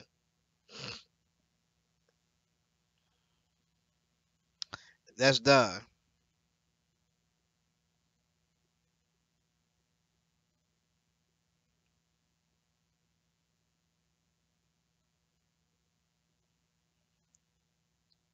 Do you follow Moses or do you follow Christ, Deacon the Car? But let me get to some other stuff real quick. Let me get to this Ezekiel this brother was dealing with. Now once again, now let me show y'all something. Now first of all, I told this brother I'm open to interpretation, but I have yet to hear his interpretation of this. And to be honest, from what I heard him say today a little bit, because I was really just trying to see, put something out there and try to see what is he talking about. But just hearing the little that I heard today is just really ridiculous. You know what I'm saying? Because this brother went off. Like this brother went off. This brother made some claims about, the siege and it's 430 years, and it's just all the way off. And somehow, some way, I don't know what they did, but I really want to hear it because it's gonna be really crazy, yo. I want to hear his interpretation of this, how he interpreted this fully, because I heard a little bit of it, and I really want to hear it on Friday. What is this brother talking about? Because if he say what I think he gonna say, and I'm not gonna jump to any conclusions, but if he say what I think he gonna say, bruh, it's gonna get real ugly for you. Because what I have watched is this: I have watched Christians and I have watched also uh, other people take this verse and try to break it down and try to use some 1948 stuff. I have seen that. And to be honest, with that breakdown, if you're going to try to use that breakdown that you're going to try to use, that I think you're going to try to use in regards to the black Hebrew Israelites, you might as well you might as well not even do that, because that breakdown is going to be closer to them than you. That's why I don't even take that position on that. Like I say, I don't take that interpretation on that. Like I say, I'm open for interpretation. That's why I want to hear what you're saying. Now, let me go to this Ezekiel 4 and show you something. I want to start off with chapter 1 because I want to show y'all something. Now, first of all, let's go to chapter 1 and show y'all something in Ezekiel chapter 1. Now, so y'all can get this clear. Ezekiel is in captivity. That's the first thing. I want you to understand that Ezekiel is in captivity. That Nebuchadnezzar came up against Jerusalem actually 3 times and trenched him about. I want you to understand that. The first time, Ezekiel is in captivity. Because remember, you had 3 kings, I think it was 3 or 2, but you had 3 kings that disobeyed Nebuchadnezzar, and Ezekiel went into captivity that first time. We're gonna prove that. Watch what it says. Now it came to pass in the 30th year, and the 4th month, and the 5th day of the month, as I was among the captives by the river of Chebar, that the heavens were open. Now notice he says, I was among the captives by the river of Chebar. Another thing I want y'all to understand is this: is there is no date here. There is a date, but there is no year here. In other words, it's telling you in the year of. Notice it says, now it came to pass in the 30th year, and the 4th month, and the 5th day of the month, as I was among the captives, right? So what he's saying is, he might be saying in his 30th year, right? Of the 4th month and the 5th day of the month. It might be his 30th year, or it might be the 30th year in regards to the captivity or something like that. But there is no date here that would say um, 9 or 700, well, I want to say 500 BC or something like that. There is no date there that will say that, because the ancients did not date like that. So I just want to bring that out. Not to mention, hold on. Not to mention, it says, I was among the captives by the river. It says he was among the captives by the river. So he was with the captives by the river Chebar. The heavens was open, and I saw a vision. And the 5th day of the month, which was the 5th year of King Jehoiakim's captivity. Now, you can go back and you can actually read King Jehoiakim's captivity. Now, there is a lot of disputation about these verses that we get from atheists. There is. But it kind of clears up when you kind of look at that there was 3 sieges, and you kind of look at those things, and you can see that where the first time he came, second time he came, and then the third time I think he just went on, took them on off. You know what I'm saying? That third time where he burnt the temple that third time. Ezekiel, I believe, went into that first captivity. I'm not sure. I can't remember if it was 2 or 3, but Ezekiel went into that first captivity, right? Let's continue on. Now, it says, and I was among the captives by the river of Chebar, that the heavens were open, and I saw visions of God. And the 5th day of the month, which was the 5th year of King Jehoiakim's captivity. Go down a little bit more. The word of the Lord came expressly unto Ezekiel the priest, the son of Buzai, in the land of the Chaldeans by the river of Chebar. Notice he says, in the land of the Chaldeans by the river of Chebar, and the hand of the Lord was there upon him. So that we know that Ezekiel, first of all, is a priest. The word of the Lord came expressly unto Ezekiel the priest, the son of Buzai, right, in the land of the Chaldeans. So Ezekiel is in the land of the Chaldeans, so he's in captivity among the what's called. Now, I don't know what wave he went into captivity, because Daniel himself went into the captivity too, right? Jeremiah, when they came to Jerusalem, he didn't go into the captivity. Or they was finna take him, or they was taking him away, and then they told him to go back. But Daniel now was already in the captivity, right? Let's continue on.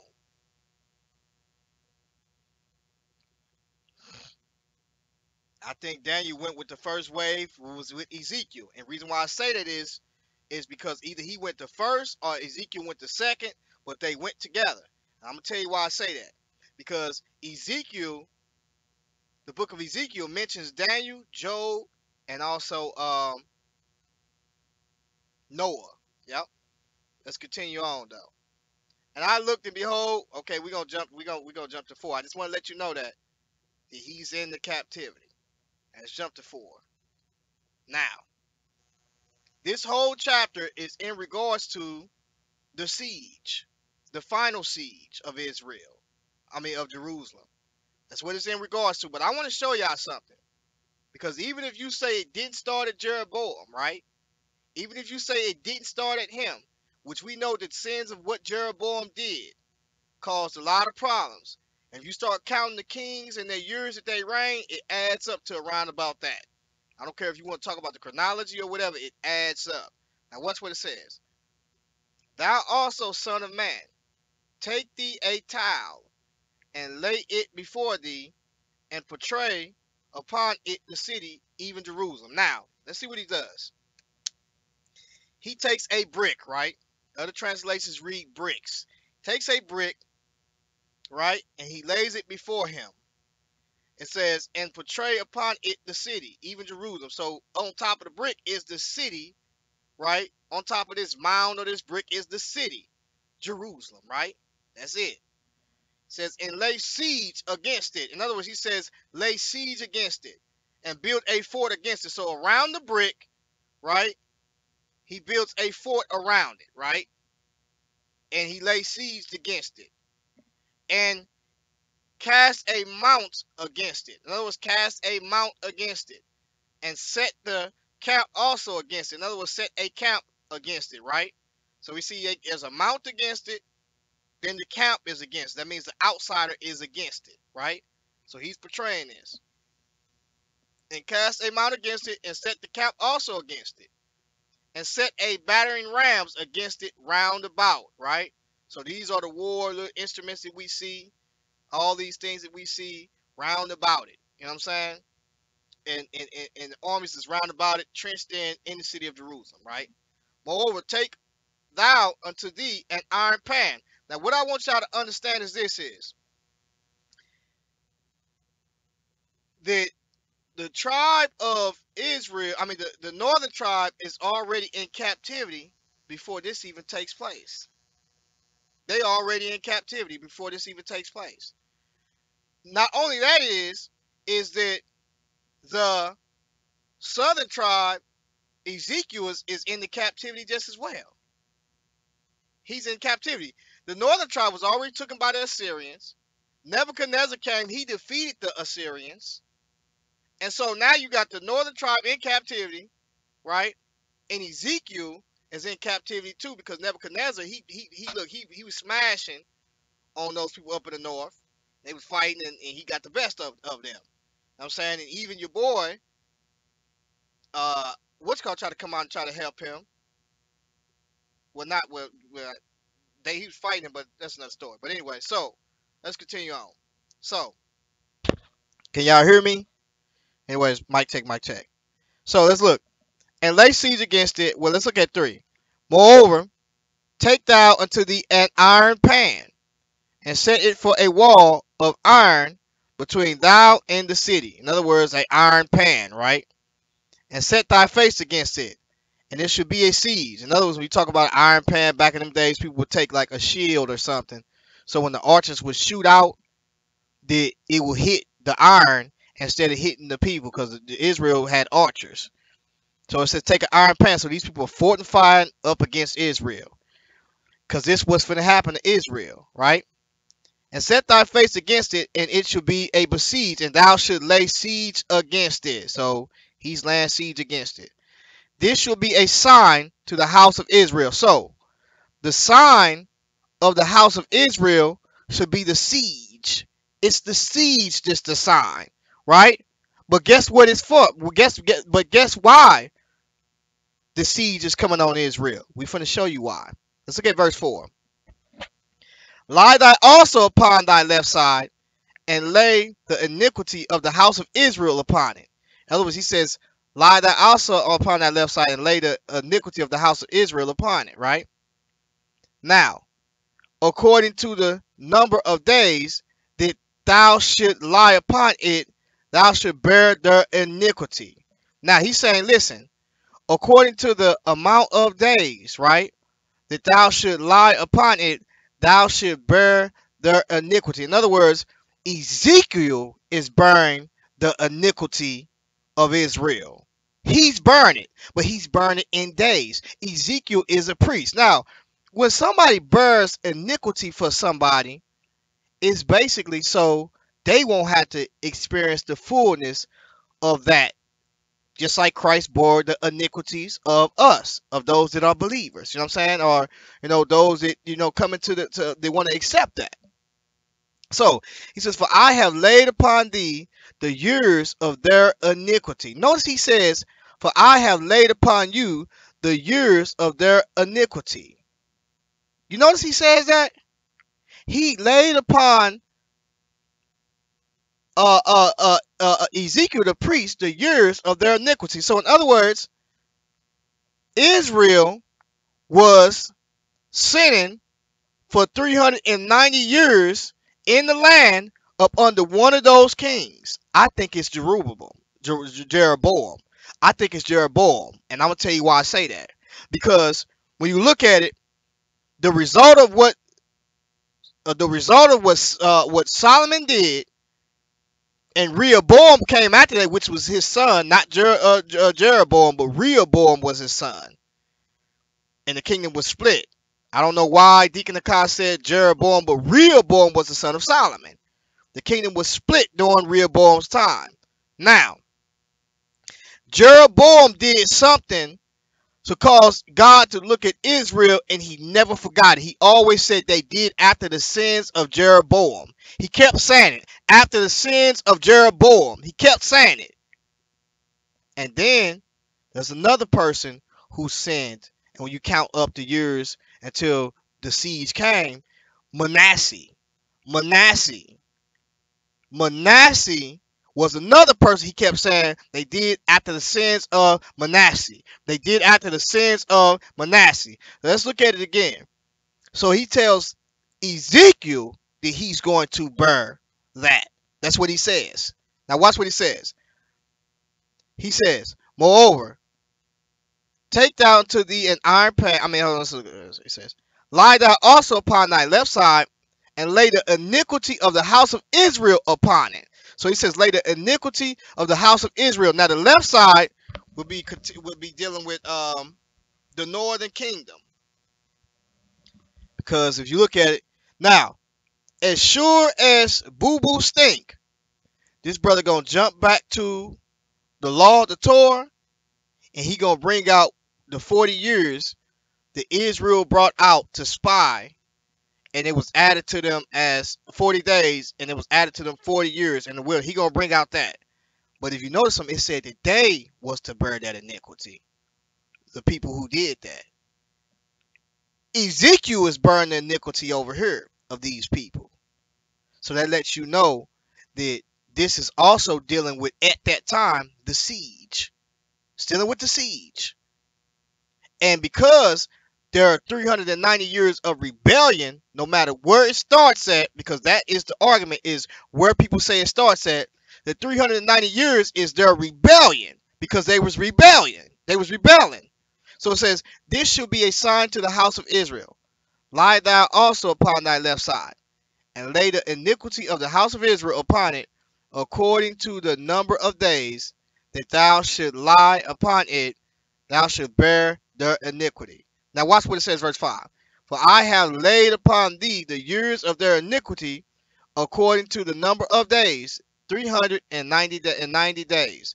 So shalt thou bear the iniquity of the house of Israel. Right? Now, notice he's saying that these 390 days is iniquity that Israel has actually done. 390 days he and to really get on something, let's look at what the Tanakh says. Let's look at what the stone Tanakh says.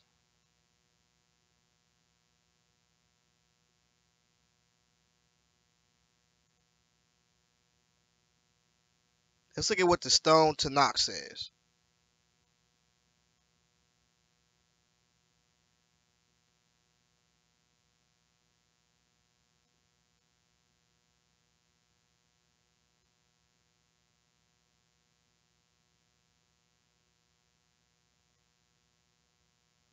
Look what it says. We can even look at the commentary. And what I want y'all to do is I want y'all to go and also you can check out Rashi and his interpretation on it. Because Rashi, which is a Jew, he talked about this. You can go check that out too. But I want y'all to check this out, what it says in the notes in the Stone Tanakh. It says, God commanded Ezekiel to perform an act that would symbolize the impending siege of Jerusalem. Jeremiah had been foretelling it, but the people ignored his prophecies, deluding themselves that the temple was immune to attack. Ezekiel will now try to convince them otherwise by symbolically besieging the city with his armed bird. Now, this is why the city is being besieged. It's being besieged because of the iniquity of Israel for 390 years, plus of the iniquity of the southern tribe for 40 years after they seen after they seen the what's called them took away, they continue to sin and go into sin. Now, during this time that we see is when Ezekiel is given this prophecy. So when Ezekiel is given this prophecy, what they're trying to understand is is that he's given this prophecy, and so when he's given this prophecy, we can see that Israel still didn't repent, the southern tribe. He's warning them that they need to repent. Jeremiah was warning them about the siege. But guess what? The Lord said in Jeremiah that he will not make a full end of it, even though he will come up against Jerusalem during that time. He would make a full end. That's Jeremiah chapter 4, I believe. Or Jeremiah chapter 2, going through chapter 4. He's talking about how he's not going to make a full end to it. Now watch what it says. Ezekiel will lie on his side for a long period of 390 days to symbolize 390 years of Israel's general sinfulness. And another 40 days because of the kingdom of Judah had continued to sin for 40 years after the 10 tribes had been exiled. His suffering would atone somewhat for Israel's sin so that the people would not be eradicated entirely. That's Rashi, right? Now, it's clear that when you read this text, that the main thing we see here is the siege. Now, why is the siege coming about? Because of the 390 years of rebellion of Israel. So the prophet, the Ezekiel, which is a prophet and also a priest, is bearing the iniquity of them in days rather than years. So when the siege actually came, right, when Israel was actually taken, they foreseen their brother is taken because of their 390 years of sin, and they also foreseen Ezekiel also foreseeing that Israel still didn't repent after that, because Jeremiah talks about that. Says you seen your brother what happened, what befell them, and you still sinning against me, as if I won't get you out the land. And he got them out the land, but he didn't make a full end to them. Now, even in this chapter in Ezekiel, he says the end has come. But guess what? He still didn't make a full end to them. He still didn't make a full end. And guess why? Because of Abraham, right? Now, look what it says. Even though a lot of them died, now it says, "For I have laid upon thee the years of their iniquity." So the 390 years is in reference to their iniquity, and this is why the siege is coming. I don't know why this brother is taking this text and acting like this some type of 390 years or 430 years altogether that's supposed to happen in the future, when this is and making this in reference to the Jews of the land today, when this is ancient, this is the past. In other words, the Jews for 390 years of the northern tribe was tripping. And so, because they was tripping, a siege was laid on them, and they got out the land. And then, when they get to tripping, they experience and seen what happened to the northern tribe, and they get to tripping up under the Manasseh and to the carrying away of Israel. Because after that, you have Manasseh tripping really bad. And that's what God kept on mentioning, the sins of Manasseh. The sins of Manasseh. And after that, if I'm not mistaken, it was like 3 kings after Manasseh. I can't remember, 3 kings, and then they went into captivity, the first captivity, I believe. Then the siege came. And once the siege came, that's when Jerusalem was taken. If you read chapter 5, chapter 6, that's all it's talking about the whole time. So this prophecy is in regards to a siege that will take place for the 390 years. You know what I'm saying? The 309 years of altogether Israel, plus also the 40 years of the southern tribe. And the reason why I'm saying altogether Israel is because when we look at it, Israel, number one, is they were sinning regardless.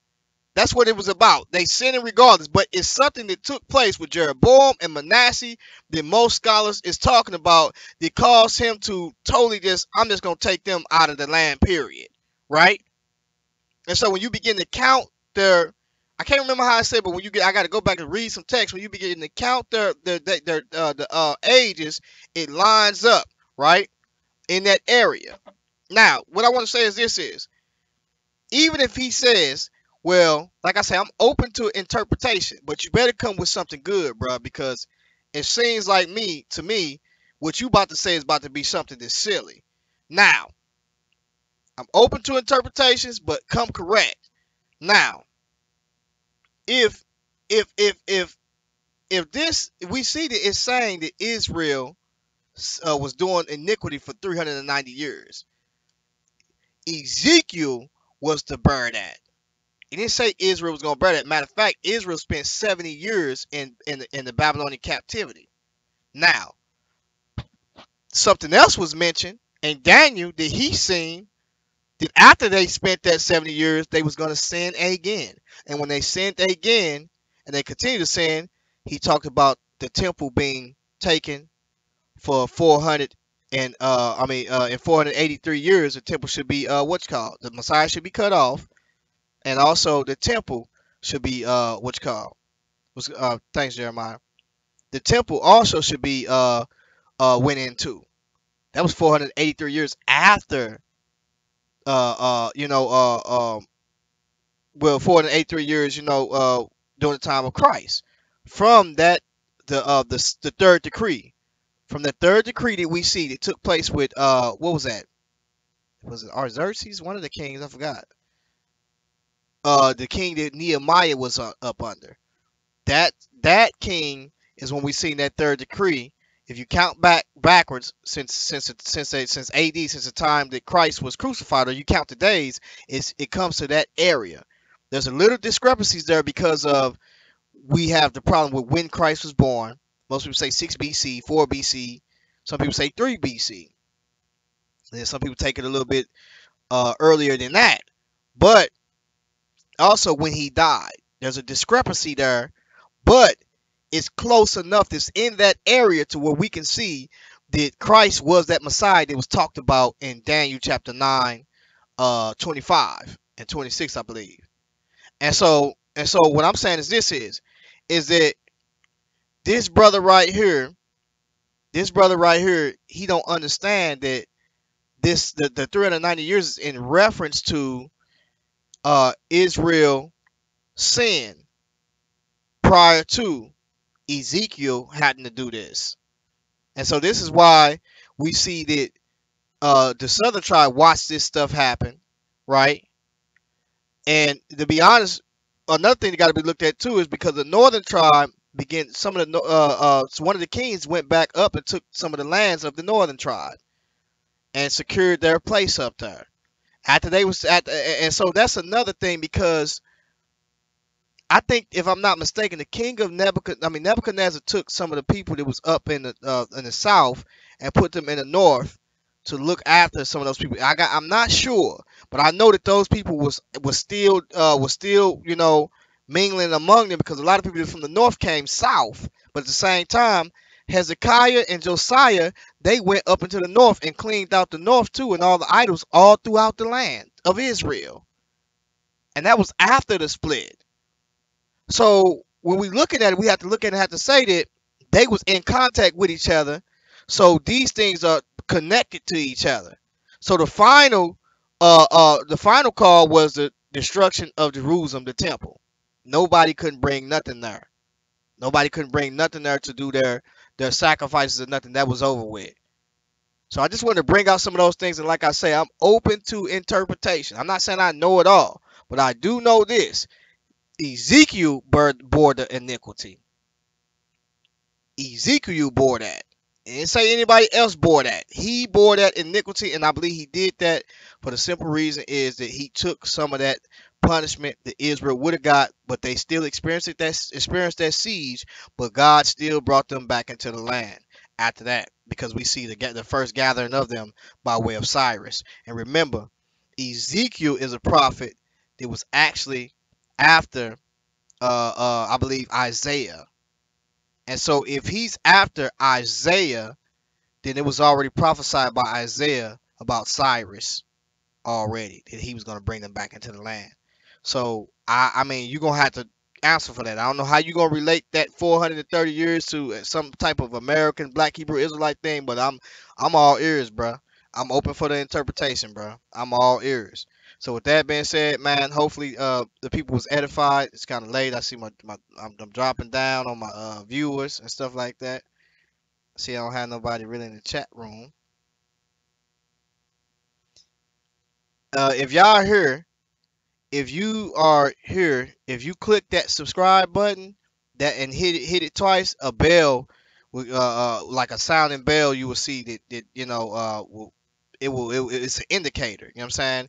And so when I come on, you guys will know that I'm coming on, and that way you guys can tune in. Because what I'm starting to notice is a lot of people don't know that I'm coming on, and one thing about me is I don't promote a lot, like everybody do.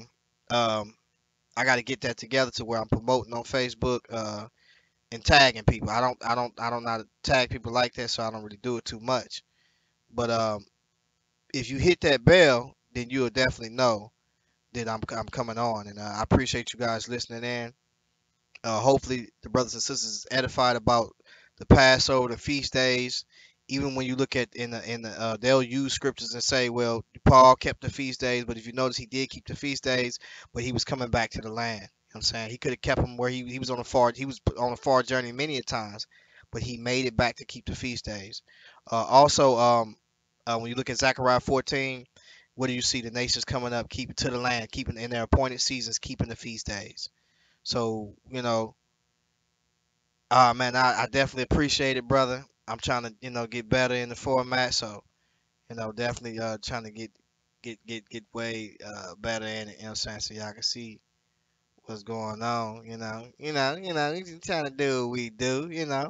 But I appreciate you, brother.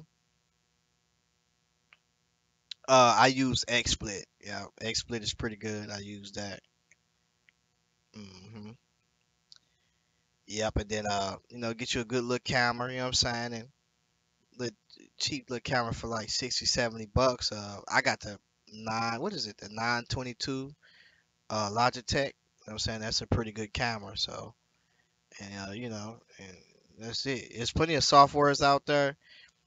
I don't really suggest. I wouldn't suggest XSplit because there's better software than that. You know what I'm saying? You got OBS or something like that. You got XSplit is just alright. You know what I'm saying? But it's something that I got, and because I got it, I know I got to learn to use it better, and I ain't gonna waste it. You know what I'm saying?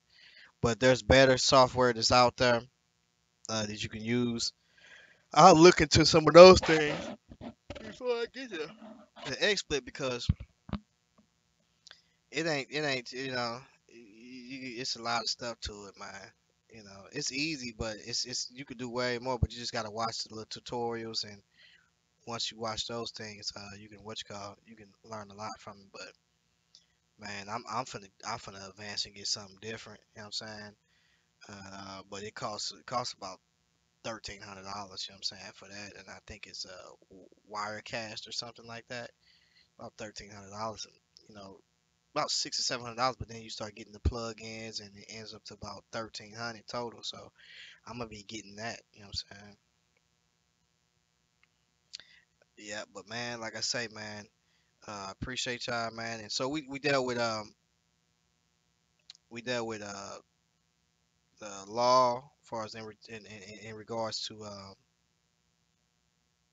yeah, so it is same thing that streamers use. We dealt with the law concerning the feast days. We got that out the way. Oh yeah, that brother wanted me to go to Ezra, so let's go to Ezra real quick and see what that was about. I'm saying, let's see what that Ezra was about. Ezra chapter 6 and 20.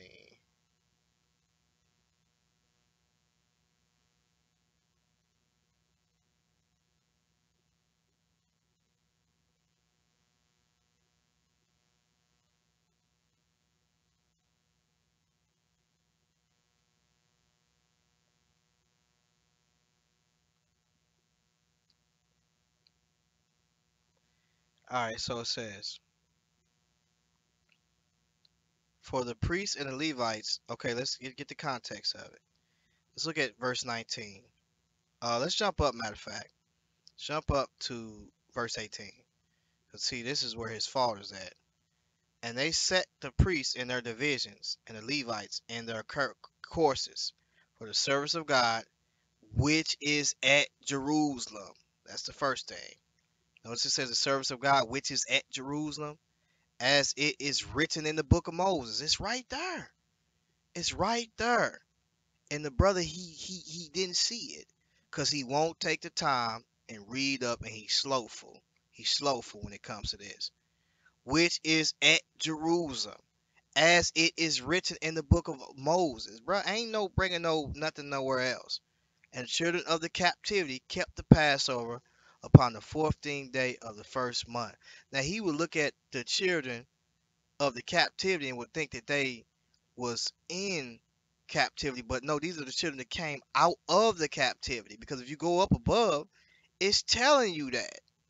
It's telling you that. Now watch what it says. And the children of Israel, the priests and Levites, and the rest of the children of the captivity, kept the dedication of the house of God with joy. So if they are and so it's when you read up, it's telling you these people was loosed out. They built their temple, and once their temple was reared up, they kept the Passover. Why is this brother telling us that these people kept the Passover when they was in captivity in in Susa or Elam somewhere? No, bruh. These are the children that came back from the captivity, because you read it 21, watch what it says.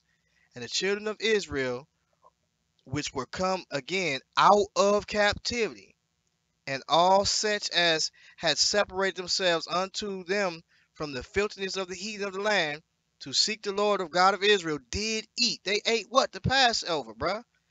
These are the children that came back from the captivity. And the children of the captivity, so what it's saying is it's a usage that's basically saying the children that came from out of the captivity, right? Or came again out of captivity. That's clear, bruh. And so That's why I say this brother is illiterate.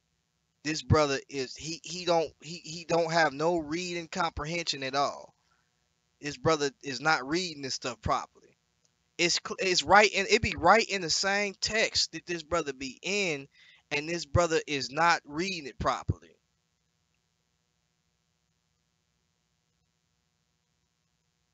It's telling you that.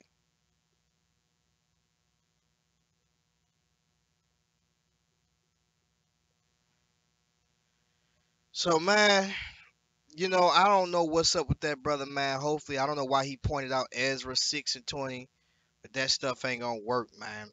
Scripture is clear, you know. Hopefully, this brother come home, man, and stop playing these games, man, and come back to this Bible. I'm saying. But with that being said, I just want to say peace to y'all, man. Keep listening in. Also, too, I meant to tell y'all too. I'm sorry. Um, the next time I'm gonna give y'all the link. I'm gonna give y'all the link because I forgot. I like for y'all to come on here and interact too. Y'all can get on here, interact this as well. I should have did that this time because there's a lot of stuff I be forgetting about, and if I forget it, I know you brothers, man, can pull it up because I be forgetting a lot. I be emphasizing a lot, but I ain't afraid to admit that I don't know everything. You know what I'm saying? But I'm open for your interpretation. Just put it out there so we can hear it. We can look at it, give some scriptures, and put it together and see if it works. You know what I'm saying? I think that what I'm pulling up is working better than what this brother trying to pull in regards to if I think he trying to do that. I just want to hear it. You know what I'm saying? I'm not saying that it's wrong or not. I really want to hear it. You said was the Israelites in bondage under the Persians? It says they came back from the captivity. In other words, if you said like look at that. See, look at that. Let's read it. It says it what it says. It says the first chapter. And Darius the king made a decree, and search was made in the house of Rose where the treasures were laid up in Babylon. So Cyrus the king, Darius the king made a decree, and he found out what took place with the Cyrus thing, right? Made a decree concerning the house of God at Jerusalem. Now, if you look at this, right, this is years down the line because the Cyrus the king had already made the decree already concerning the house. It was just concerning about building the temple. So this is way down the line. And so, what you mean? Were the Israelites in bondage under the Persians? What do you mean? These are children that came back from the captivity. What are you talking about? That's what I'm trying to tell you. It's telling you that they can leave and go. Cyrus had already freed them. What are you talking about?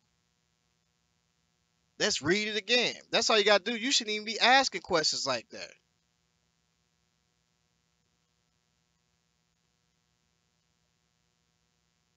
Look what it says, bro. And the children of Israel, the priests and the Levites, and the rest of the children of the captivity kept the dedication of the house of God with joys. Of the house of God, bruh. What else do you want? What else do you want? Well, does it say they was in captivity? Or does it say they came back from the captivity?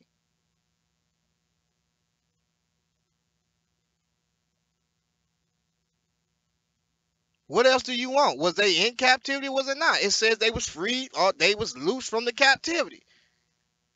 But they call them the children of captivity because they went into captivity. That's what it's talking about. You shouldn't even have to be asked. You shouldn't even ask a question like that. These are the children that went into captivity, so they call them the children of captivity. That's simple, bruh. Like I don't know, bro. Like that just that that takes the cake, bro. It just sounds like that now you just got a bad reading comprehension problem, bro.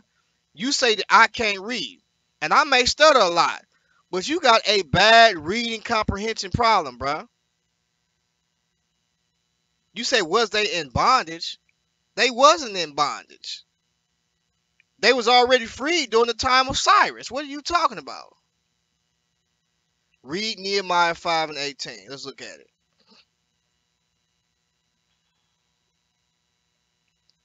Let's Then they get to jump into something else. What does that make a difference? They didn't keep the Passover. See, this is the problem. They didn't keep the Passover in no Susa or no Elam, bruh. That's bottom line. So why are you even still trying to argue that? That's bottom line. Now you jump into something else. Let's read read Nehemiah 5:18. This just started to get pitiful, man, after a while. Nehemiah.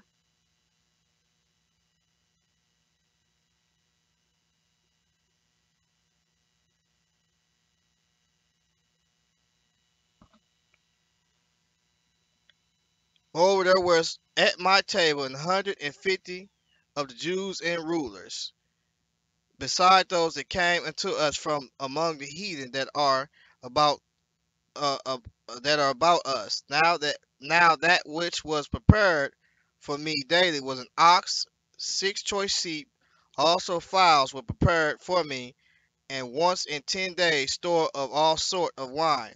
Yet for all this required not I the bread of the governor, because the bondage was heavy upon this people, thinking upon me, my God, for good, according to all that I have done for this people.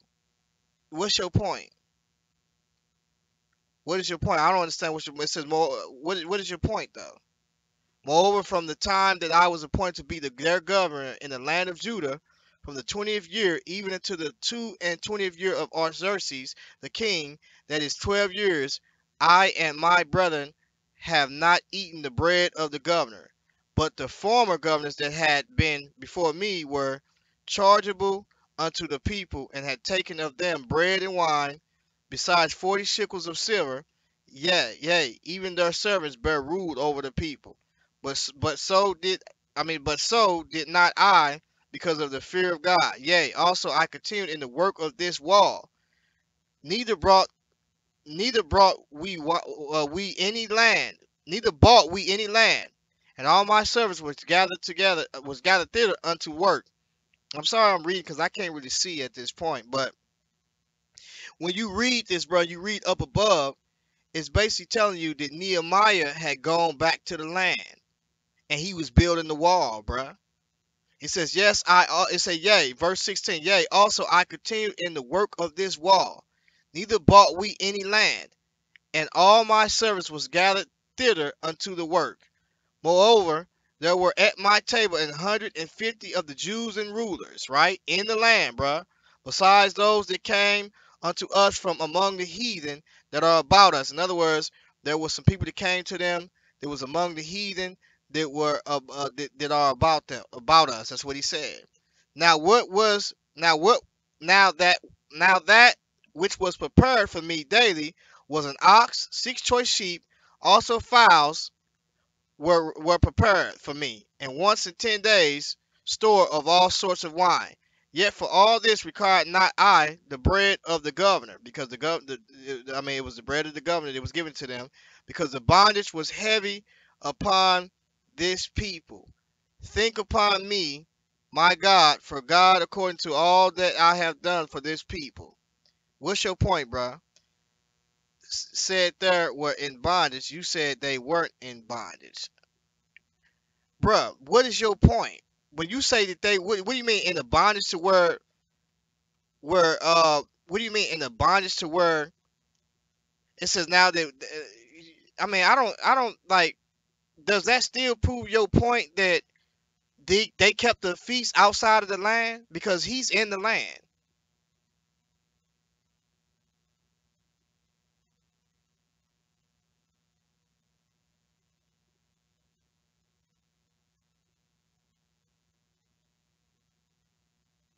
What's it? What is that? What's is that some type of divert tactic? Yet for all this required not I the bread of the governor, because the bondage was heavy upon the people. What bondage is you talking about? Is you talking about the bondage of them basically building the wall? Is that what you talking about? What are you talking about? Matter of fact, let's look at and see what some commentaries say, because that still don't prove your point. What you need to understand is this is that how is it that you're telling people that they kept the land, they kept the feast outside of the land when Nehemiah was in the land building the wall in Ezra, and then also in Nehemiah 5 and 18. Well, I'm sorry, Nehemiah. I mean, Ezra is talking about them in the land keeping the feast, the children of the captivity came out of captivity, and Nehemiah 5 and 18 is talking about basically about Nehemiah building the wall in the land and his meat that he was given on a daily basis by the governor. And it says because the bondage was heavy upon the people. What are you talking about? Is that talking about the building of the walls?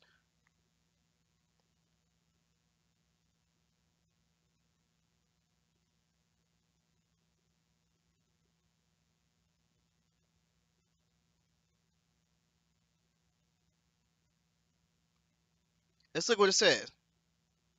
Let's look what it says. Daily work daily was one. It says daily was one ox and six choice sheep. Also fowls were prepared. Nehemiah's daily food bill included an ox $800 and six sheep 480, besides flour and wine in unstated amounts annually. The oxen and the sheep alone would be 462,200 bucks. I mean 476,200 dollars over a 12-year period. This would be over 5 million, 5.6 million. It says this couldn't have been afforded by a poor man, so either Nehemiah was very wealthy or he received a great amount yearly from Artaxerxes, who had allowed him to come to Jerusalem to repair the city of his fathers. So he also had room and board. He had, I mean, he gave him leeway, and he was giving him money. Think upon me for good according. Right, so I don't really say that. Right, so I don't even understand what's your point. When you say because the bondage was heavy upon this people, it's because I mean they was building the wall. What do you expect?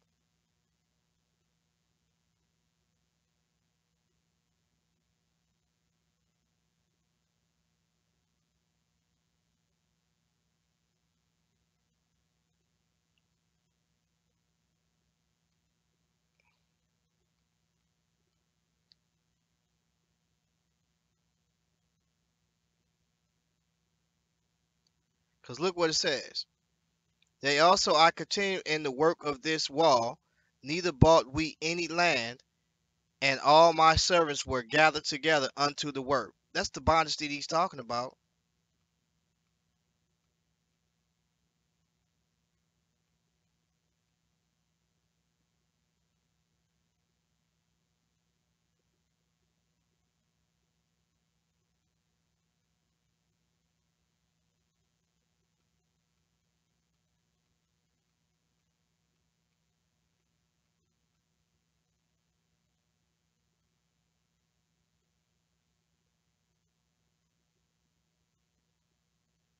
It says, but the former governors that had been before me were chargeable unto the people, and had taken of them bread and wine, besides 40 shekels of silver, yea, even there. Because what this saying was is that evidently they was giving the people um that was building bread and wine. But the former governors that had been before me were chargeable unto the people, and had taken of them bread and wine, besides 40 shekels of silver. Yea, even their servants bear rule over their people, but so did not I, because of the fear of God. And so the people who was formerly in over them was basically taking bread and wine from them. And so he said that he didn't do that because of the bondage of these people, basically because, you know what I'm saying, the bondage was very heavy upon them, these people, because they was building. And so he didn't take from them, you know what I'm saying, even though he was getting from the witch call, he didn't take any of those things, you know what I'm saying? He basically helped build if that's what it's saying to me, because he was given a certain amount of supplies to build that.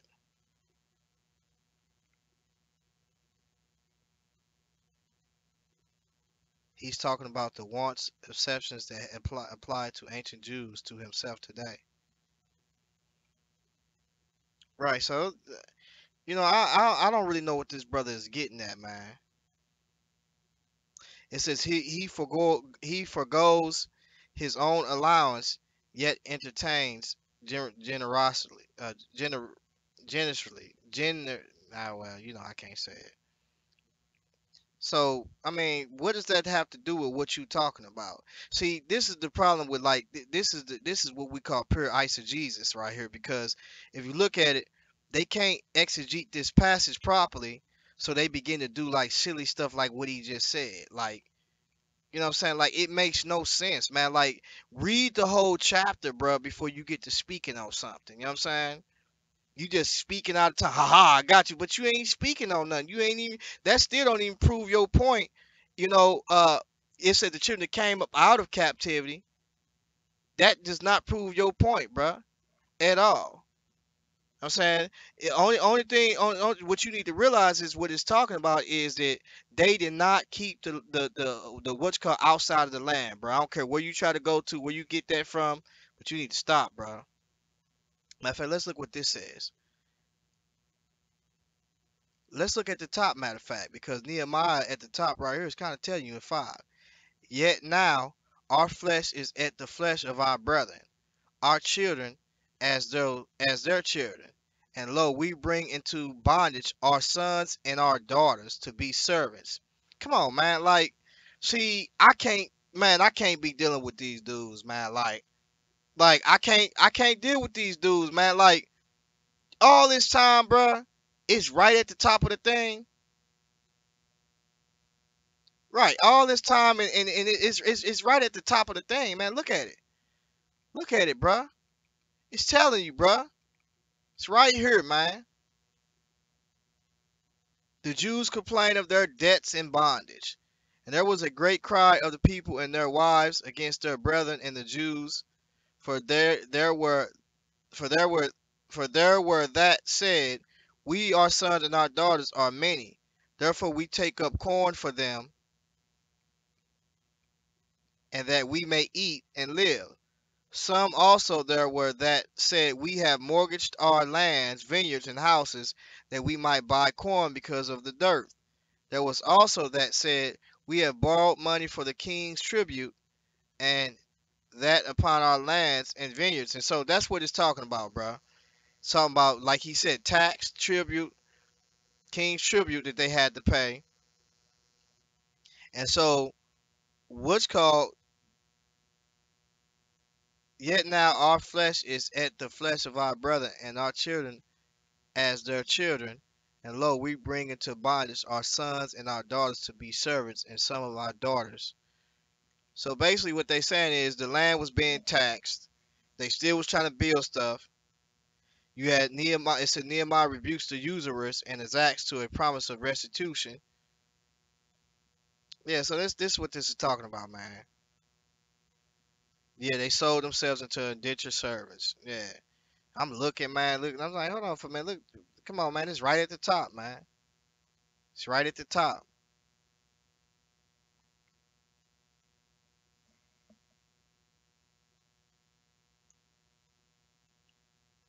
And so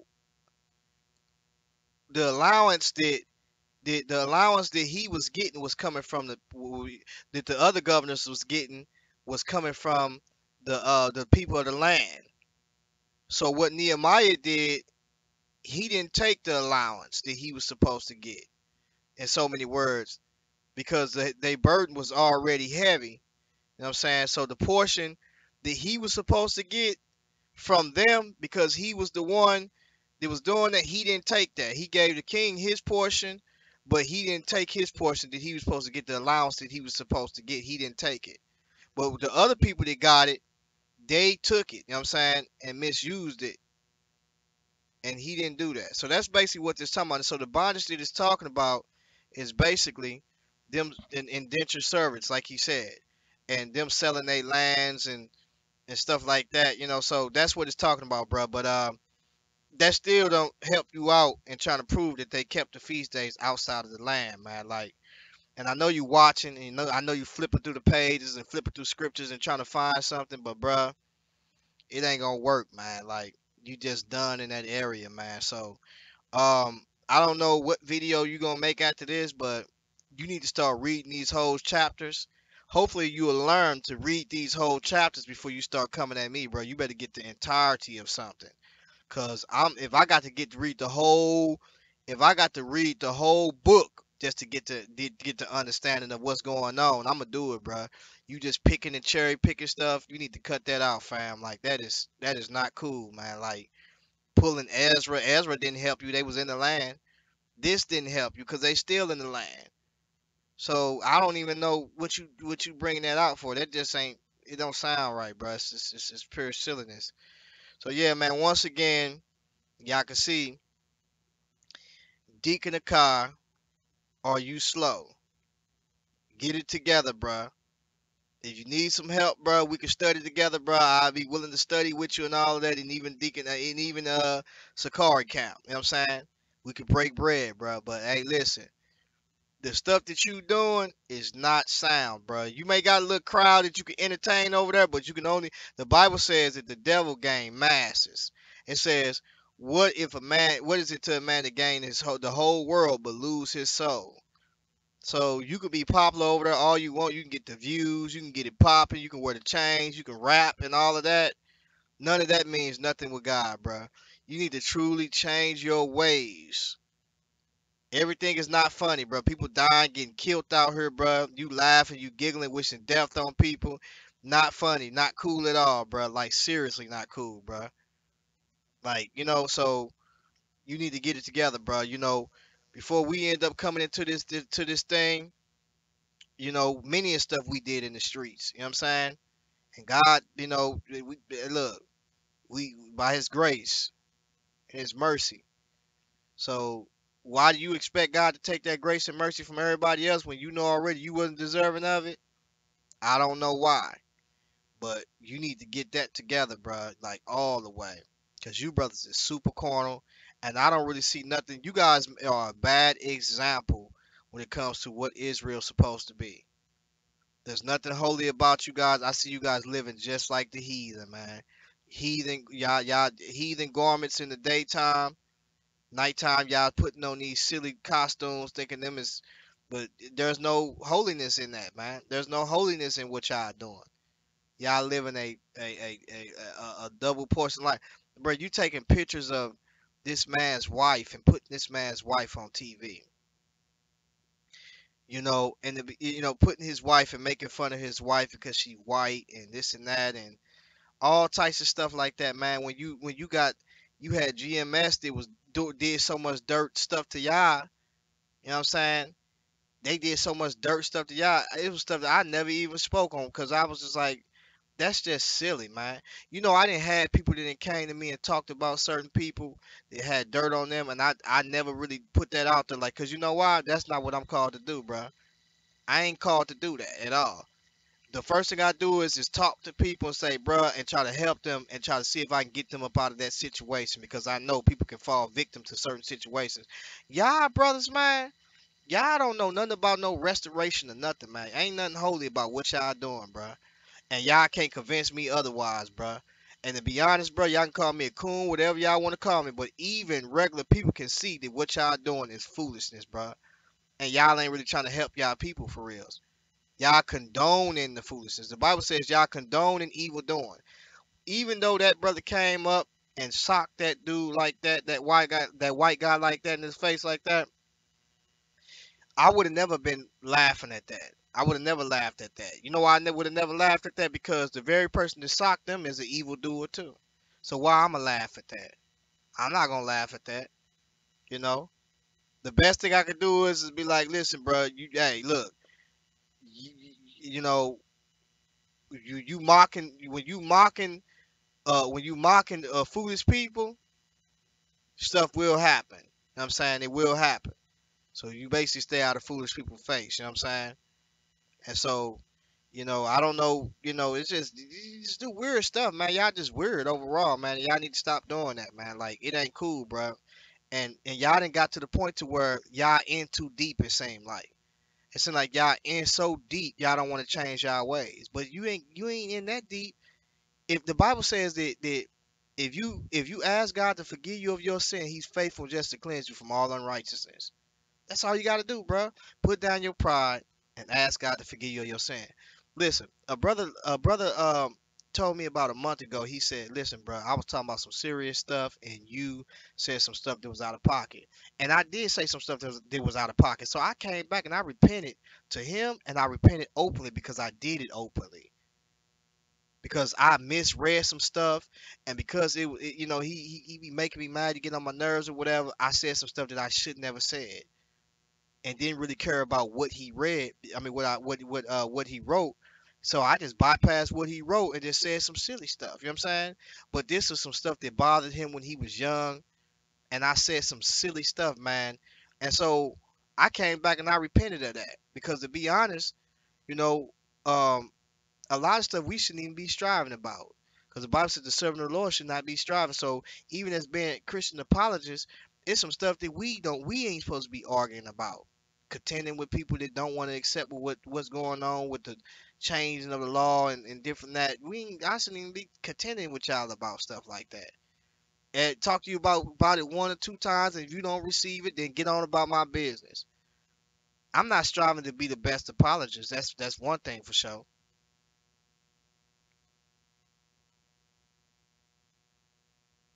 Right, exactly. Turn away from sin. Know that it's wrong. Be sorry for the sin you commit. Ask for the forgiveness. Have faith that Christ will absolve you. You know what I'm saying? That's it, man. You know, you know, when we put things in our own hands, man, we fall short. Like I say, man, I want to see that brother delivered.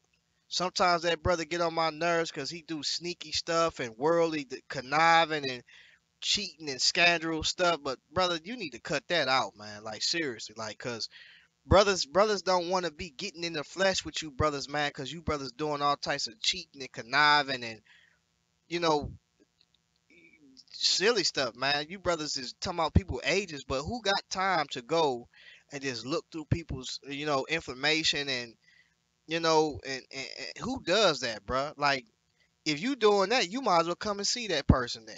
Cause that's the only time I'm gonna go and look through somebody's information because I'm coming to put hands on somebody. That's why I'm coming to do that. But otherwise than that, I don't, bro. I'm 36 years old, man. Like I don't got time to be playing games like that, man. I got a whole family at the crib. I got a whole family at the crib. You know what I'm saying? And I know what it means to have a family. And so I don't never want to be putting pictures out of people's family and calling people's wives whores and you know, come on, bro. Like calling their kids all types of names. Like, do y'all think about stuff like that? If a man is doing stuff like that, that's pure wickedness, man. Like, you say you keep the law, but you couldn't possibly keep the law because when you start looking at what the law is saying, you ain't supposed to be doing stuff like that. Especially when you start looking at what Deuteronomy, I mean, what Matthew chapter 5 is talking about. You brothers has take that word and you brothers twist that word up and get to doing wicked stuff. When y'all said that y'all y'all came to the Lord, what changed about you? You seem like you still gang banging. I know I be talking crazy, saying blood this and bracking this. I just be playing with y'all, but they'll tell you already. Listen, if I go to the hood, they'll tell you. I be like, man, y'all still doing this, bro? Like all these new faces down here. You know what I'm saying? People who I ain't seen and new faces, but at the same time, I go back and feed the people, whatever the case may be, and uh, same people doing the same thing, man. I promise you, like people dying, man. People getting killed, man. Like a lot of people that is either locked up that where I be at, where I used to be at, they ain't around no more, man. They ain't around no more. They locked up or dead. You know what I'm saying? Doing doing my partner's doing fed time. So you know, and then what's crazy? As soon as they get back out, they go right back. Cause if they doing state, then they got to go back and do federal. because federal picking up cases. You know what I'm saying? And so, you know, it's getting ridiculous, man. Like all the way ridiculous, man. You brothers need to do it a little bit more better. But I may play, but at the same time, my wife and my kids will tell you, my wife, when I get to acting shit, my wife be like, "You is not no blood." And I just be laughing, like I'm just playing. But she know that though. She just play because I talk crap, and she'll see me on talking crap with y'all. But nah, man, I've been up. She said, "You a man of God now. You been off of that." You know what I'm saying? When I met my wife, she used to come to the block and come see me. She used to come to the block and come see me. She'll tell you that. You know what I'm saying? And what's crazy was I had money. You know what I'm saying? I would be on the block with money, but at the same time, you know, when I had Judah, when Judah first came, you know what I'm saying? Judah 13 now. When I had Judah, the mother of my child would walk up and down the block that I would hustle on. And I would tell her I said that ain't my baby, you know what I'm saying? Just to be dirty, you know what I'm saying? So and they can verify that, you know what I'm saying? My son, listen, we stayed in the projects. We stayed in the projects. We had major roaches. We stayed in the project. We stayed in the Pete Clinton Peabody. You can go and look it up. That's where we stayed at. A lot of my family was raised there when I was young. You know what I'm saying? So we stayed at. You know, they used to be the when you come downtown St. Louis, that's what you see. You know what I'm saying? You see the high rises, they broke the high rises down. It was almost like Capri Green up there in Chicago. They broke those down and made them into what's called, but they still projects. You know what I'm saying? And it's still people today there. You know what I'm saying? You know, I got family down there. You know, I just don't go around it because it was bad for me. You know what I'm saying? It was bad for my family. You know what I'm saying? It was bad for us at that time. You know, and it's bad now. You know, it's people still, you could look, homegirl down there got shot, uh, t- uh, uh 20 rounds went off and killed her. You know what I'm saying? And not saying any names, but at the same time, you know, these are women is getting killed down there. When so we changed out. When I came up out of that situation, it was to change my life. It was to change my life, and that's what I did. You brothers, man, y'all still doing the same thing, man. You brothers talking the same. Some of y'all dressing the same. What's different about you that people could look at you and say there's something different about them? What's holy about you? How can you be saying that you a priest but you doing wicked things, living like the heathen? If somebody was to spot y'all outside of it being downtown, they'd be like they the heathen. You know what I'm saying? Even when y'all down there, when y'all seeing that, when y'all rejoicing because somebody got socked out on the what you call. Yeah, that dude that dude was silly. I'll be the first to tell you he was silly out there jumping in people's faces and walking up on y'all. I'll be the first to tell you that he was silly. But I'm never finna rejoice because somebody gets socked out. I'm be like, man, you listen, bruh. To be honest, bruh, you need to get from down here, man, or you need to repent or get that person the gospel or something. Even if you say if he was Esau, whatever the case may be. You brothers out of pocket, man. With that being said, y'all out of pocket, man. Get it together, man. Get it together. Your boy is out. Make sure y'all click and subscribe.